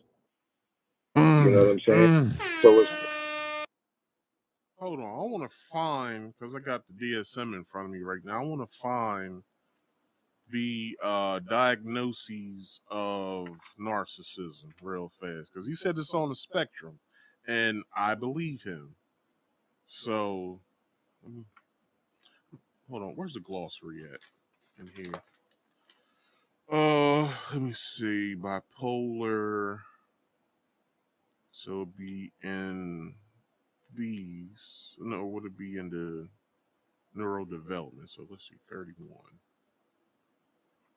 Matter of fact, boom, here's the glossary. Let me see.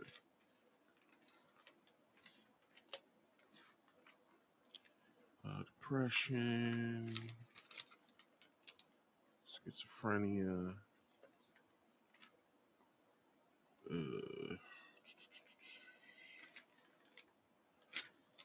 depression disorder, bipolar, related depression, trauma, anxiety, obsessive compulsive. Oh, wait.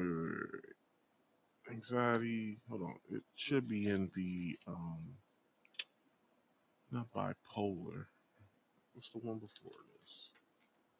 Schizophrenia spectrum. Neurodevelopment. Let's see.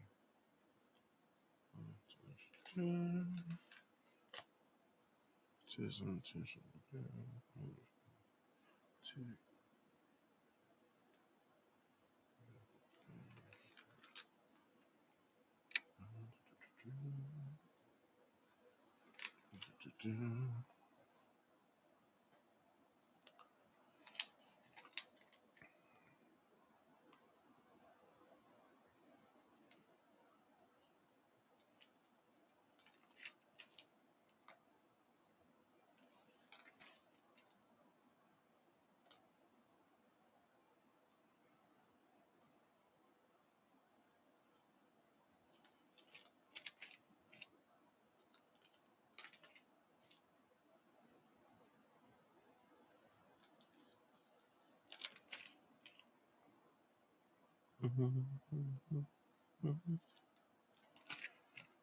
Where is this at? Okay, personality disorder.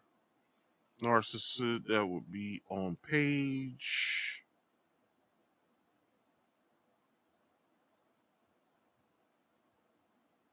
301.8.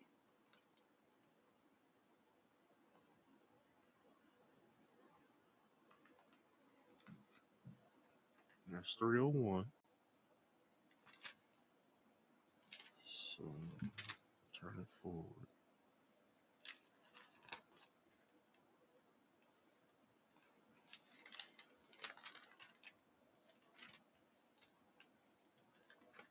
Associative. Hold on.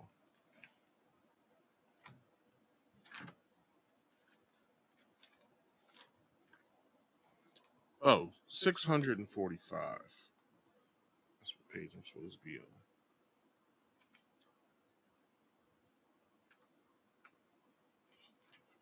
Personality disorder.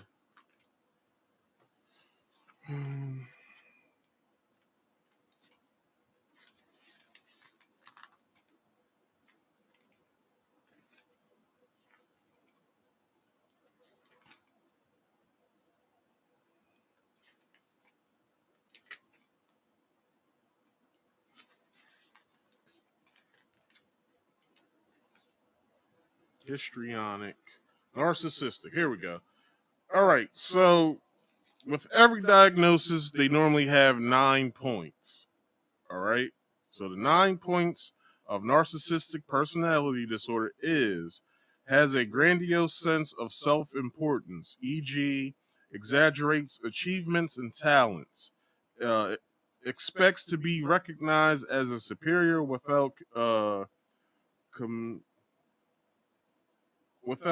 commiserate achievements, is preoccupied with fantasies of ultimate success, power, brilliance, beauty, or ideal love, believes that he or she is special and unique and can only be understood by or uh should associate with other special or high status people or institutions, requires excessive admiration, has a sense of entitlement, i.e., unreasonable expectations of especially favorable treatment or automatic compliance with his or her expectations.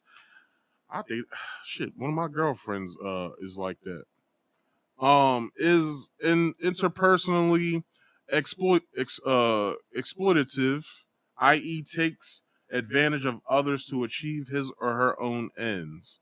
7, lacks empathy and unwilling to recognize or identify with the feelings and needs of others. So basically, you're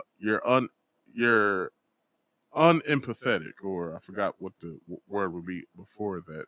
I believe, unempathetic maybe. 8 is often envious of others or believes that others are envious of him or her. And then the final one, 9, is shows arrogant, haughty behaviors or attitudes. So, like you said, narcissism and all that is on a spectrum.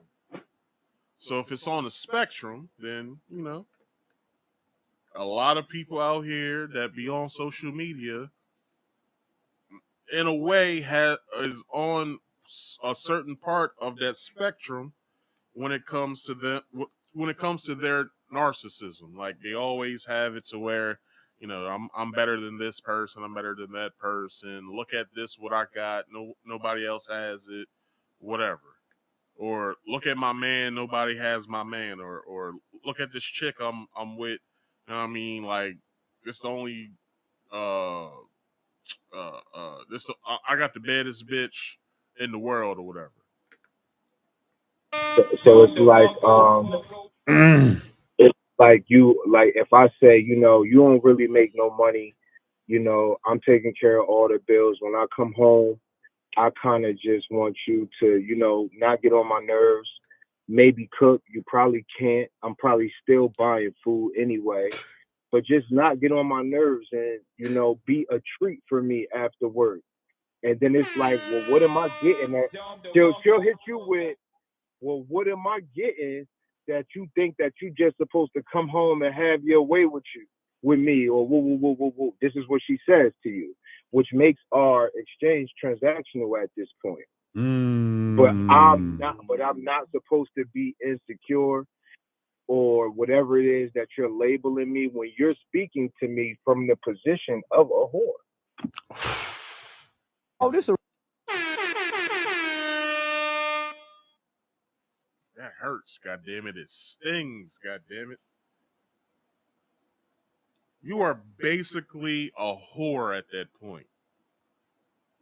Once our relationship becomes transactional, where it's not, where it doesn't have any reciprocity in our relationship, where it's just a one-way transaction, it's all about you, and no one else.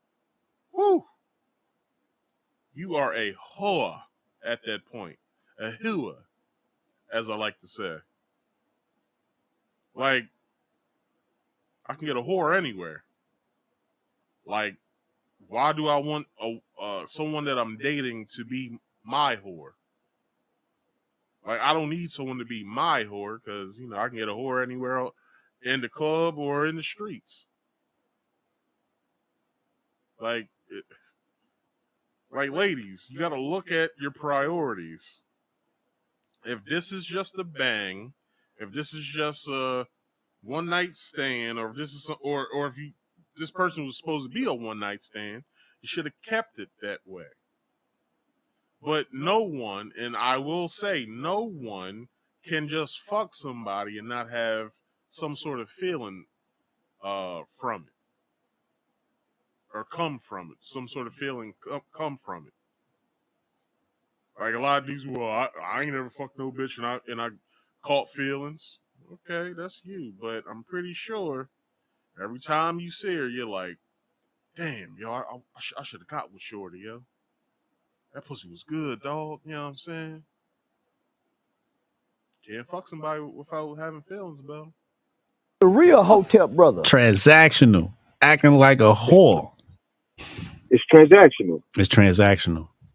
What am I gonna get from you for me to be a wife? I mean, I could pay you for some pussy, but you deciding to be a wife is an individual choice. That's an individual choice. Yeah.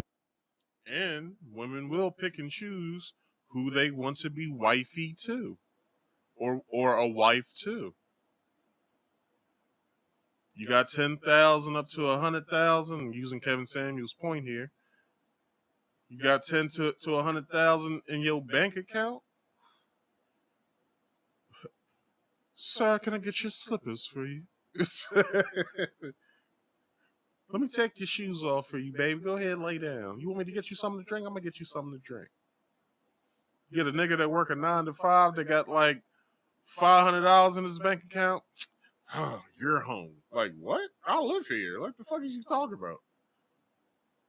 But, you know, that's just, I guess that's just the way that they look at things. That's an individual choice. If you're basing how feminine you are going to be with me on what it is that I'm giving you, whether it is a material thing or an emotional thing, then this is transactional love. I'm buying your best behavior. Facts.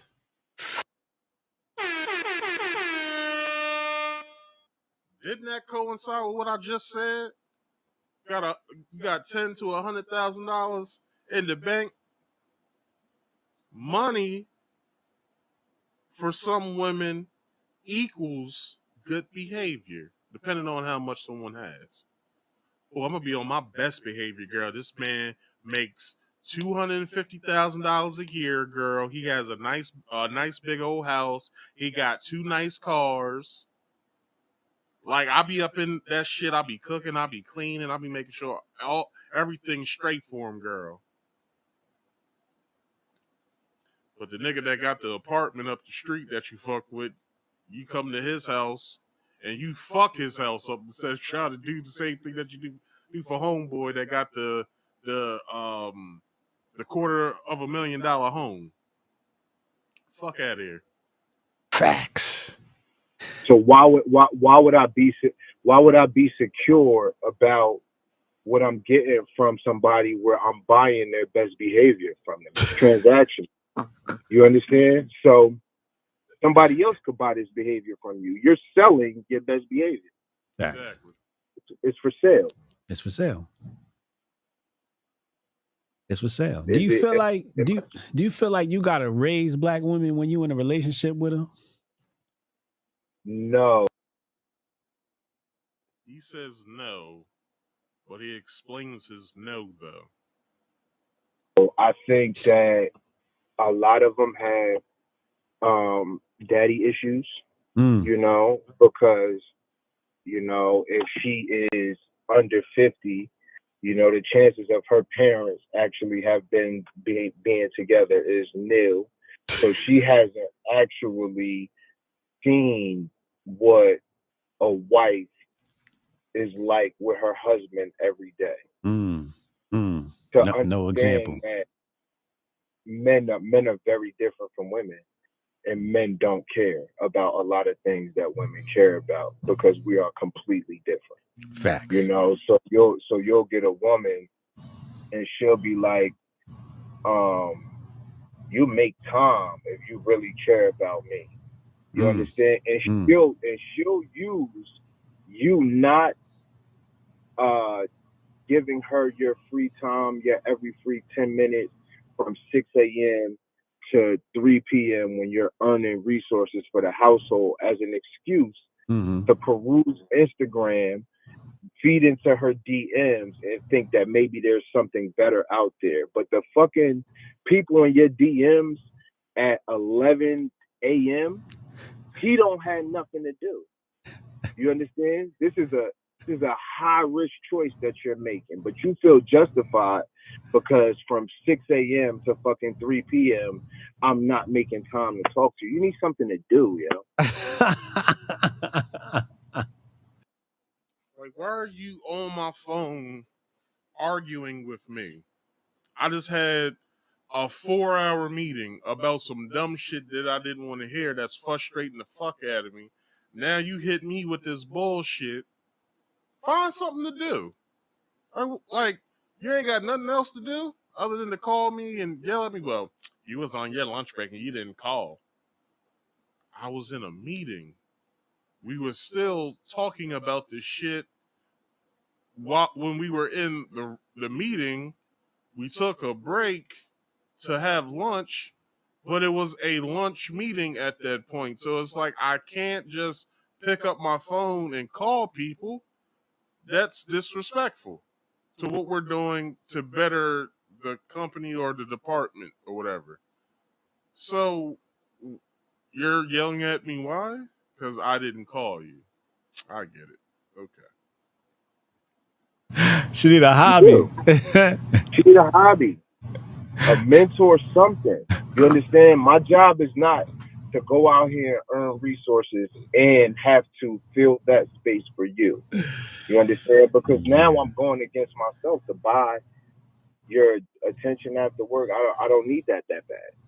Right. You know, I think that that's a technology problem that's hindering us. Like prior to everybody having, you know, Blackberries and sidekicks and all that stuff, people got up, they went out and did the things that they had to do for their household, and you missed the person that you were dealing with. You were happy to go home to them. You understand? Now, because of where technology has taken us, this bitch is arguing with you all day long in text messages. And then when you ignore her, you're a narcissist. And then what happens? Dad drives home and doesn't even get out the car in the driveway for a half an hour. You know? And now her warped mind says he must.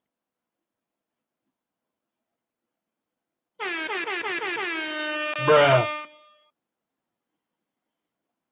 Fellas, have y'all ever went home and just sat in your car for 30 minutes before you went in the house?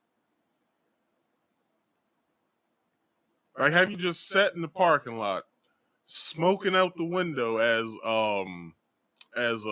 Bruno Mars and what's the other dude's name? I forgot his name. Was smoking out the window, just. And I felt that song when it came out because I could relate. I'm like, I've had plenty of days like that, just getting home. I just finished the cigarette when I parked. I sparked another one. Like, God damn. God damn. I gotta go in this house and deal with this fuck shit. God damn. Shit. Let me get on my phone real fast. Let me play a game. You know what I'm saying? Let me call my homeboy. Hey, nigga, what you doing? Man, shit. Chilling, you know what I'm saying? Wifey just made dinner and shit. I'm hanging. Like, word. What's your girl fix? Shit, nigga, we had some pork chops and some peas and some mashed potatoes. That shit was off the hook, nigga. She used like she used adobo and smack your mama's, nigga. Shit, that shit was slapping, nigga. Shit. What's your girl fix? Nigga, I'm in the parking lot. Nigga, I'm in the parking lot. I've been here for the past 15 minutes. Nigga, if you don't go in the house, nah, nigga. You don't know what the fuck I'm dealing with. Be outside in the car with a bitch. No, he's preparing himself to go in the house with an insurgent and questioning the decisions that he's made up until this point. But their pride won't let a woman see that though. Because then that means that she would have to see herself. Ain't no way that this man is sitting in the driveway for 45 minutes when he get home and he ain't talking to no bitch. It's not another bitch that he's sitting in the driveway with for 45 minutes. He's talking to his. Came home from work, walked in the house. I grabbed, like, y'all know when y'all go to the liquor store or you go to like a Chinese spot, and instead of them having, like whatever that you buy that's probably small, they give you those small black bags. So in a small black bag, I had rolling papers, tips, some weed, and a lighter. I went in the house.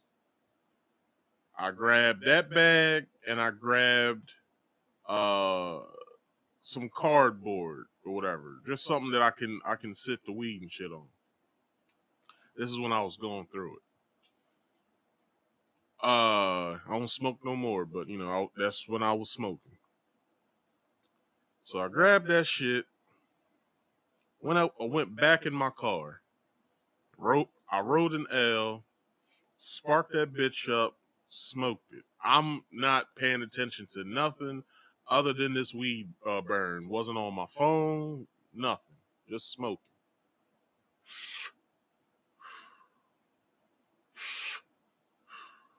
After a few pulls, I felt my high come on. I put the weed out. I put all the contents back in the bag, even the L, tied the bag up, sat it on the passenger seat. I'm just sitting there going through my high. I'm just sitting there. Who do I hear after a while? Her. You need to get in the house. You out here sitting or whatever, and you probably talking to some bitch. I'm like, now you want to fuck my high up. Like, what the fuck? I ain't talking to no bitch. Like, I'm just out here chilling, yo. Like, you always fucking with people. You need to get in the house. It's like, fuck.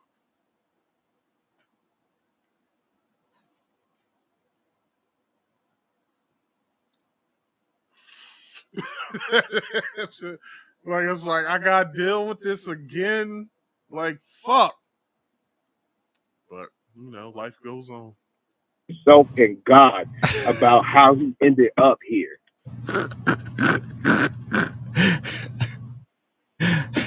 Where did I go wrong? Yeah. For paying to go Yo, inside. let me ask you a man. question. Let me ask you a question.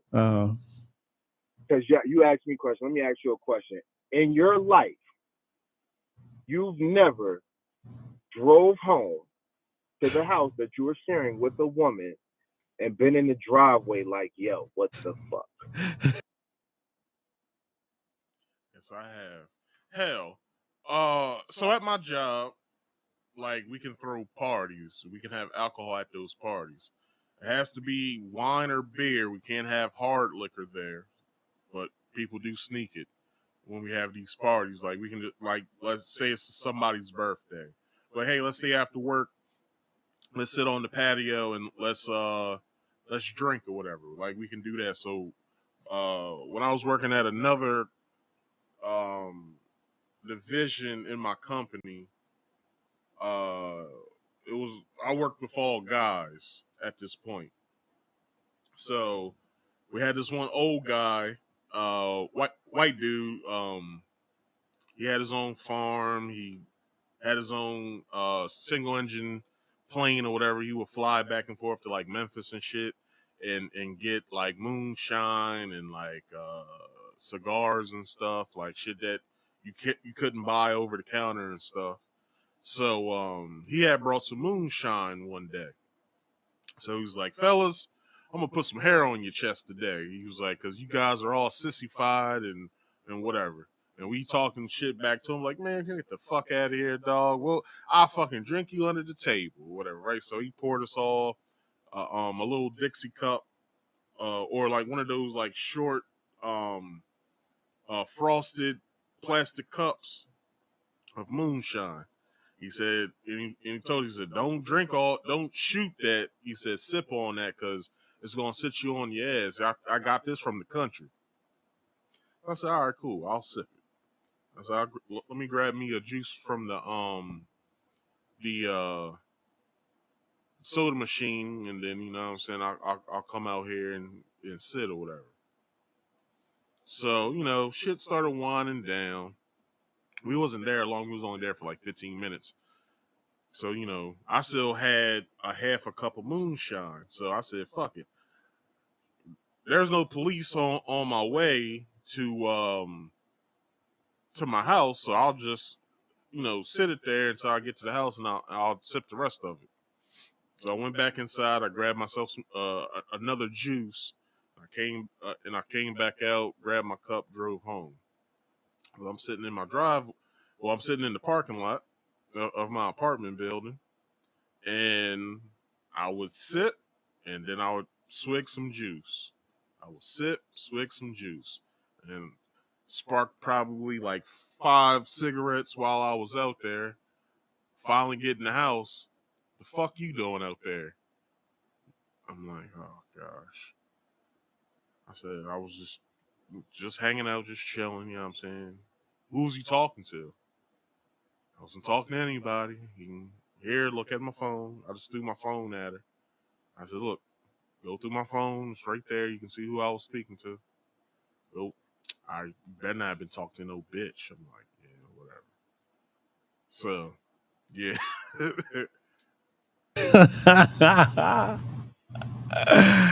Hey, yo, listen. You gotta take a couple of deep breaths before you go in the house. You know what I'm saying? Yo, you know what it's like? Can I explain it? I got a great way to explain it. Yeah. Like, for two people to have a long-term relationship or marriage, we have to be able to play well together. Yes. You understand? I have to be able to pitch things to you and you can catch it and score and vice versa. You understand? Yeah. If you get with a pack of men, right? And these guys got you thinking that you this red pill alpha male and you throwing shit at this woman like 50 mile an hour bullet passes. It stings her hand when she tries to catch it. Eventually, she's going to stop playing with you. Right. Right? Right. It's over. Yeah, you it's understand? over. We just got to play well with each other. You don't got to be fucking Michael Vick. And the same way that's true for me as a man, it's also true for you as a woman. It's how the women pitch things at men that's a problem. You understand? Black men and black women publicly speak to each other in the most terrible way I've ever seen. You understand? Yes. And so we are not. And that is true. We will cuss each other out as if we don't love each other. Hell, I've said some of the things that I said on this show. Told Shorty that I was dating, that I was living with, you know, prior to us dating. She was a teenager. She had breast cancer or whatever. I found it in my heart to say I'd rather take this shit from a bitch with 2 good titties.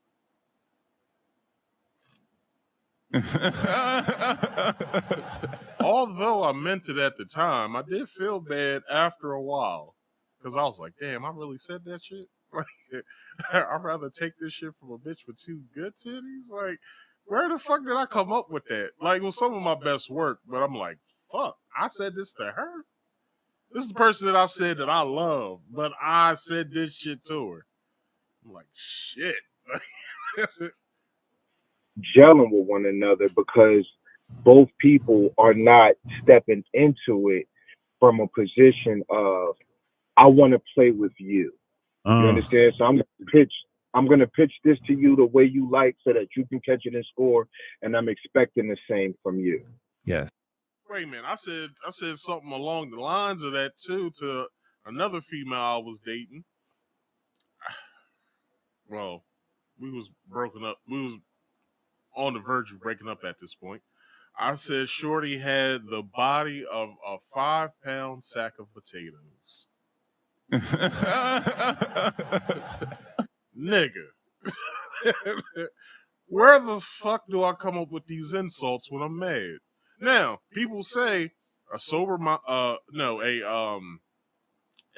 intoxicated mind tells sober truths, and an angry mind also tells what's the opposite of anger? Whatever the opposite of anger is, tells those truths. So it's like, you know what I mean? Musta was thinking it while we was together when shit was good, but now that we're arguing, it's like, okay, I get to say it. That's not what's happening. And then to give you some of my experience, what I've experienced quite a few times is I'm throwing underhand soft pitches. You understand? Yeah. And I'm throwing them to an insurgent. You understand? Who grew up in the ghetto, who has traumas, who herself is insecure, or she feels like I'm attractive. So there's no way that this attractive man is being so sweet to me. So in preparation for what she's afraid of, she's throwing bullets at me. And then when I say, yo, you know what? It was nice to meet you. I tried my best, but this relationship is not for me. She becomes worse because Instagram is telling her if that nigga could just walk away from you like that, he's a fucking narcissist. So now not only am I trying to walk away peacefully, but I might even have to call the police. I shouldn't have to fight for my life when I decide that this is not going to work for me long term. Yeah. Yeah. You understand? Women can accuse men of things with no evidence. You understand? Mm-hmm. And then we had these movements where we're supposed to just listen to them no matter what they say. Nobody questions the character of the people that makes these allegations. It's craziness. You know what I'm saying? And it's sort of like a man could be like, yo, I really don't want to deal with you no more. And it doesn't work out that way. She gonna be at your job. She gonna be at your job. She gonna be at your job like that nigga. You see that show You on Netflix? She gonna be looking through the window at you and shit, looking for your work wife. Yeah, it's crazy. It's crazy. Bars. It's absolutely crazy. Appreciate you, man. Appreciate you. All right, I wasn't here when he said the one thing about fighting for your life because you want to leave. I guess I've been through everything that this man has said because I had to fight for my life in fucking Planet Fitness. I had to fight for my life in Planet Fitness, man. I'm sitting there, you know what I mean? You know what I'm saying? I break up with Shorty. Shorty, you know, although we work together, bad move. I break up with Shorty. And we you know, we still work together like we was directly working with each other. So it's like, you know, she thought that I was trying to get at this young chick at the job. And I told this story before. To go over it briefly, young chick worked at my job. She was walking home, which was far as fuck. I told her you shouldn't be walking home, whatever, in the dark like this. You know, you a woman, you young woman at that. Anybody see you walking by yourself, they're gonna snatch you up. Like, try and find a ride home. I guess I shouldn't have done that because I guess when you're in a relationship, you're not supposed to tell other women what they should be doing with themselves. You should just let shit happen to them. And that's not how I operate because I got sisters, 3 of them to be exact. So, you know, a woman's well-being is all of my business if I work with you. So, you know, I was wrong, I guess. So wrong to where it became an issue, and I'm like, look, this isn't something that I argue about, so we're ending the argument here. So, you know, all that happens, and then,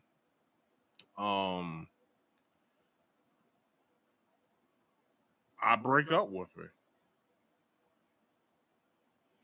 Shorty was in the smoke hut. I just asked a simple question. Hey, you still getting your rides and shit? What happened to my television? She was like, yeah, so and so taking me home. He's been taking me home, whatever. I was like, all right, that's good. I said, you ain't, you know, you're not walking home by yourself. You know what I'm saying? You got a ride. That's cool. You know what I'm saying? That's what's up. Meanwhile, didn't know that she was on one of the patio tables that's close by the smoke hut. Heard everything. Shorty followed the person that was taking her home, got out of her car and told the girl, don't get involved with this. You don't want any part of this. What me and him have isn't something that you want to be a part of. The girl's looking at her crazy as fuck. Like, what are you talking about? Me and Marcus don't talk about nothing other than food and travel and music. We keep it on in a co-worker to co-worker level. What is he talking about? So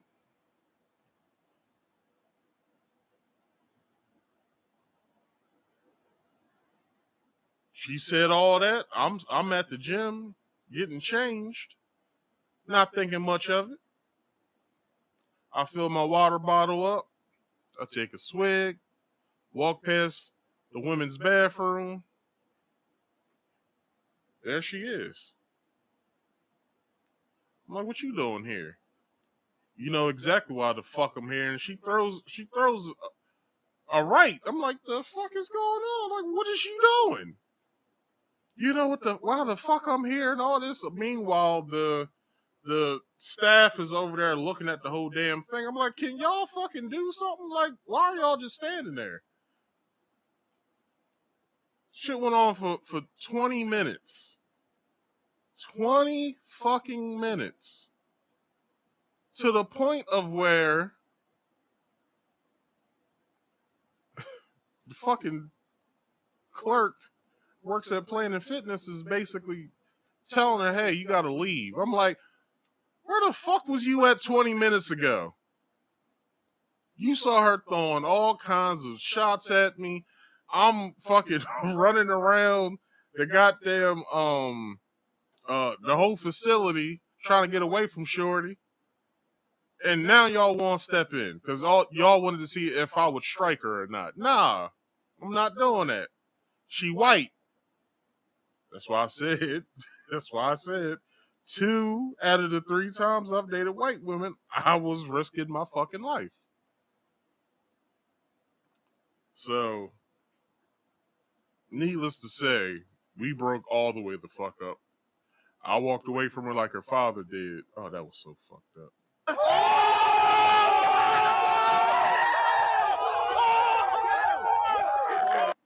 That was so fucked up. I just said that. I'm saying all jokes are, have truth in them. But yeah, people. This is the reason why black athletes date white women is because they don't go through the same shit that they go through when they're with black women. I guess I don't know. I haven't had that good of experience with white women like that, so I don't really know that to be true all that much. So that's the reason why I'm sober off white women. I have ran over the time that I usually do this show because that concludes tonight's main topic. I don't know if I should get into these topics now or if I should just get into them next week. I'll get into them next week or whatever. So, show summary is basically, I spoke about the Kendrick Lamar diss tracks, which I believe are cool. If y'all haven't heard them, beginning of the show, I played Kendrick's second one that came out today. So y'all make sure y'all, first 6 minutes or so, or however long it is. I think it's like 3 minutes and some change or something like that. Y'all check that out. You know what I'm saying? And then I spoke on, would you, with the short banter portion, would you step in if your baby mother was getting attacked by her new boyfriend? And the dude in the video said, nah, I wouldn't step in at all. And I said if she was dating a female, I'm definitely not stepping in, but I'm rooting for that titty to pop out, goddammit. Come on, titty. And then we got into, why do black athletes date white women? And we got a conclusion of why. It's because, they don't want to go through the fuck shit that they would go through if they was going with a black one, which I will say is beautiful fuck shit, but, it takes a toll on you after a while. But that concludes today's show, people. Let me get y'all on out of here. Let's start this music. All right, y'all. Let's get into these promotions. So, if you guys could go ahead and subscribe to this here channel, Marcus Speaks. You'll be able to on underneath of here somewhere. I think it's on this side. Go ahead and subscribe. Hit that bell icon to all. Once you did that, go to the description box. Find the link that's next to Rumble. Hit that link if you haven't already downloaded Rumble. Go ahead and download Rumble. And go ahead and create yourself a nice little profile over there. And then come back to this video. Hit the link. And then it'll send you right over to my channel. And go over there and subscribe. Alright? Every Friday I do this here podcast called Marcus Speaks Live. You guys can catch me at 8 p.m. Eastern Standard Time. So make sure that you guys come and check me out. You don't want to miss any of these podcast lives that I do because I be talking about some shit. So I was talking about tonight. Also, ever want to come up here? Oh, I wasn't finished with that. Saturdays usually as well, I do a game stream. I haven't been doing it lately. It's on a hiatus. I'm still waiting on the game. I probably won't be doing it until August sometime. So you guys look out for that in the near future. When I play that game, I forgot what it's called, but I will be doing that then. So anyway, if you ever want to come up here and come talk to me, you can. There's always a link pinned to the live chat. Never mind the phone number that's down there. I'm still working out the bugs. I still haven't been able to get it to work right. So the way I see it, I might just have to use my phone and then try to have it where you guys can hear everyone that I speak with on there. Well, I'm gonna have to do it some type of way, but I don't know how I'm gonna do it. So yeah. So yeah, hit the link, come up here, come argue with me, come debate, fill me in on something that I missed. What else? Say your piece, or just have some enlightening to say, so everyone can take that in. But with that, if you hit the link, comes with rules, and those rules are: must be on camera at all times. That means once you get here to the backstage, make sure you hit that camera and that microphone to on. Once you get to that screen, come back here. Please stay quiet until I bring you up here. I didn't say this earlier, but rule number 2, if you don't want to be shown on camera to the public, that is fine. There's a question back here in the private chat. Do not make my private chat a conversation. All I need is your answer to the question, a yes or a no in your name, and then I'll accommodate you from there. And then, third rule is please mute all background noise. That means myself. If you have me on any other device or your phone, turn me down or turn me off. I would prefer if you turn me off or pause me. So once you come up here, because you'll be 6 to 9 seconds ahead once you hit that link of hearing what I'm talking about. So turn me down so there's no feedback, so we can speak, and I'll accommodate you with anything from there. And scrolling tickers for you. Once you see the gap, that's starting it all over. And if you could, please like this video, subscribe if you're new here, hit that bell icon to also get all my notifications once I go live. Comment in the comment section once this video is done. I'll give you a heart. I might comment back, and I'll like your comment as well. And share this to your social medias. friends and family, and whomever else that you love. People, please focus on getting to the money, because we all know money makes the world go round, as well as get that money, that moolah, that skrilla, you know what I'm saying, that chicken, that bag, you know what I'm saying, get to the money, you know what I mean? Drink more water, mineral water, coconut water, you know what I'm saying? Alkaline water, work out as well, get that weight down, get chiseled, you know what I'm saying? It's warming up out here, get to the beach, show that beach body off. Also, mind your own damn business for your health, mental health purposes, because when you're in everybody else's goddamn business, you're not paying attention to yourself. That's the reason why you out here talking crazy to people. Hell is wrong with you. And also, you don't believe a damn word I said tonight. Doing your own research helps you out in the long run. I have been your host, Marcus. This has been Marcus Speaks Live. People, I'll be back next Friday. So I thank y'all for watching. I'll check you guys out next week. Peace out, y'all.